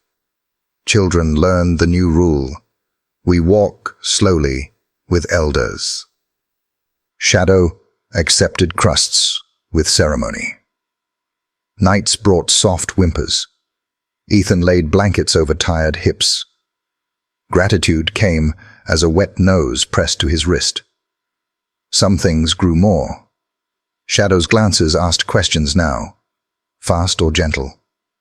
Now or wait. Ethan answered with fingertips and breath. Together. His voice carried a steadiness he hadn't owned before. Roles change, Anna said one evening over cinnamon-scented air. Strength isn't going first. It's making sure no one walks alone. December wrapped the city in carols and sugar. Frost at Shadow's muzzle lent dignity. Children now asked, "May I walk slow with him?" Strangers paused at crossings, giving space. Shadow carried them across like a king who had learned tenderness. There were scares, miscounted steps, a stuttering elevator. Ethan knelt forehead to fur. We're not broken. We're paused. When the doors opened, they laughed, shaky with relief. One grey afternoon by the river, Ethan placed his hand on the cold rail. "I forgive you," he said, not to the water, but to something older. Shadow pressed close, and something eased in both of them. Later, Ethan asked the question, "What happens when he can't guide me?" Anna didn't rush. "We plan. Maybe one day a younger dog joins, and Shadow becomes Captain Emeritus. But we don't borrow sorrow. We pay only what today costs." That night, Ethan lay beside Shadow, telling him the next day's weather like a blanket of words. The shepherd dreamed his old dream, paws twitching, river pulling, boy to save. Spring would come. But autumn taught them the music of slower, victories in benches, patience braided with purpose. At wide avenues, the city itself seemed to pause for them, taxis waiting, cyclists holding back. Ethan didn't feel looked at. He felt escorted. The protector was growing old. The boy, once led through every door, now held them open. One hand on the handle, one on the harness, so the dog he loved could walk through without hurrying. The first morning, Ethan truly felt the change. Spring was softening the air in Oakridge. Robins tested their songs. Frost dripped from eaves, and the city carried the restless hum of thaw. At the curb, Shadow hesitated. His paws shifted, ears flicked. Then, stillness. Through the harness, Ethan felt it. Not fear, but uncertainty, where confidence used to live. He bent toward his companion. "It's okay. We don't have to rush." Caney tapping forward, he whispered the words Shadow had once given him countless times. "I'll show you." They crossed slowly, boy's rhythm matched to the shepherd's older pace. On the far curb, Shadow stopped. Ethan knelt, pressing his forehead to the silvered muzzle.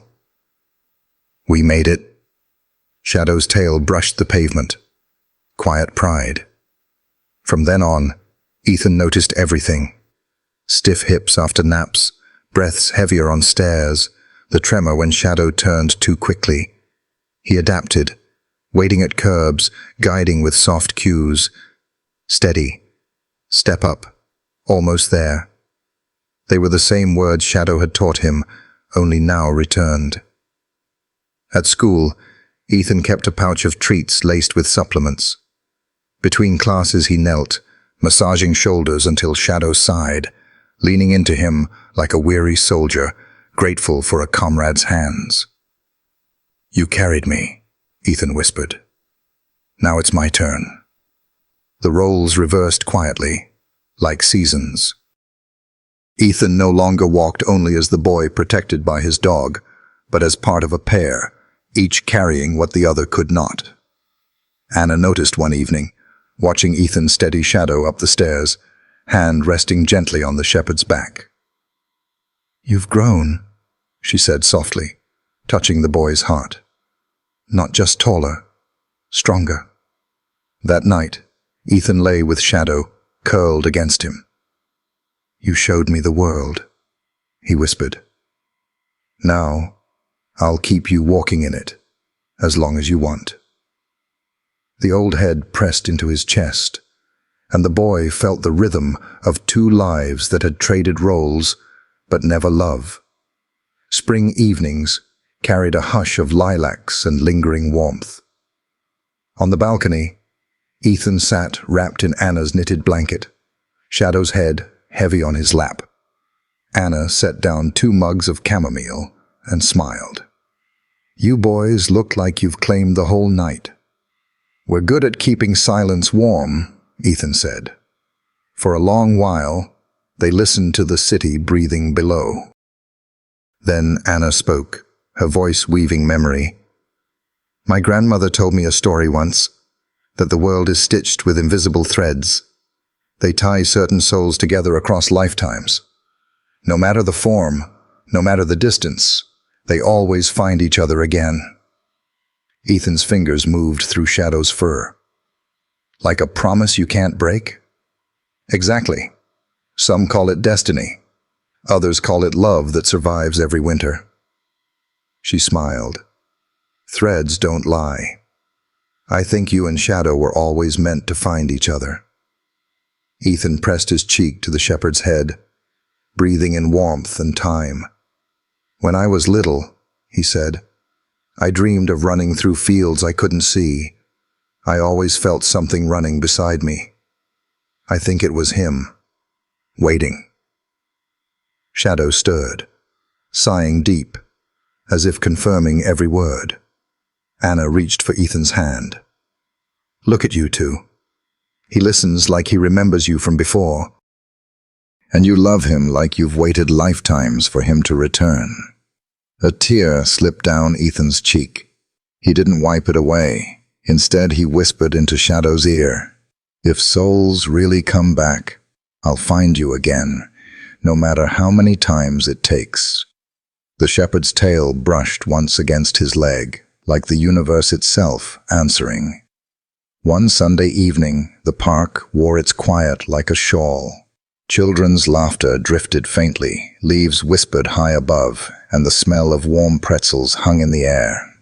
On the west ridge, Anna's sunseat, Ethan sat in the grass with Shadow stretched beside him. The shepherd's fur shimmered silver in the last blaze of light.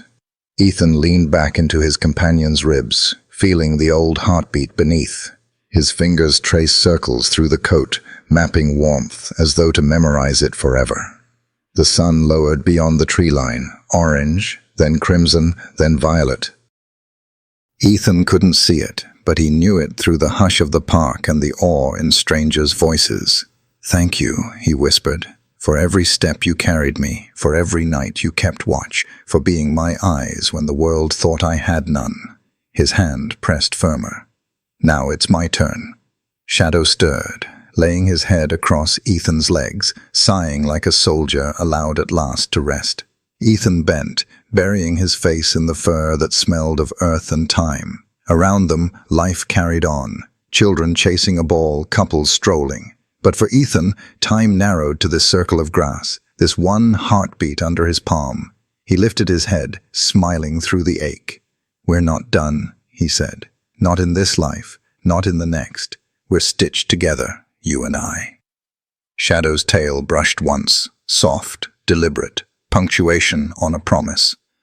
The park slipped into twilight, but for Ethan and Shadow, it was not an ending. It was a continuation. Love outlasting fear, blindness, even time itself. Sometimes the most powerful stories aren't about victories or grand endings, but about the quiet love that carries us through the hardest roads.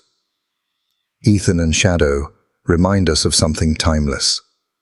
A dog's loyalty isn't bound by sight or years. It's written into every heartbeat, every step, taken side by side. German shepherds especially show us how devotion can become a kind of language, one that doesn't need words to be understood. If you've ever looked into the eyes of your own dog and felt that unspoken bond, you know it already. These companions give us more than protection. They give us courage, healing, and the steady truth that we're never really alone. If you'd like to deepen that connection with your own four-legged friend, there's a resource I've found helpful. It's not something you have to do.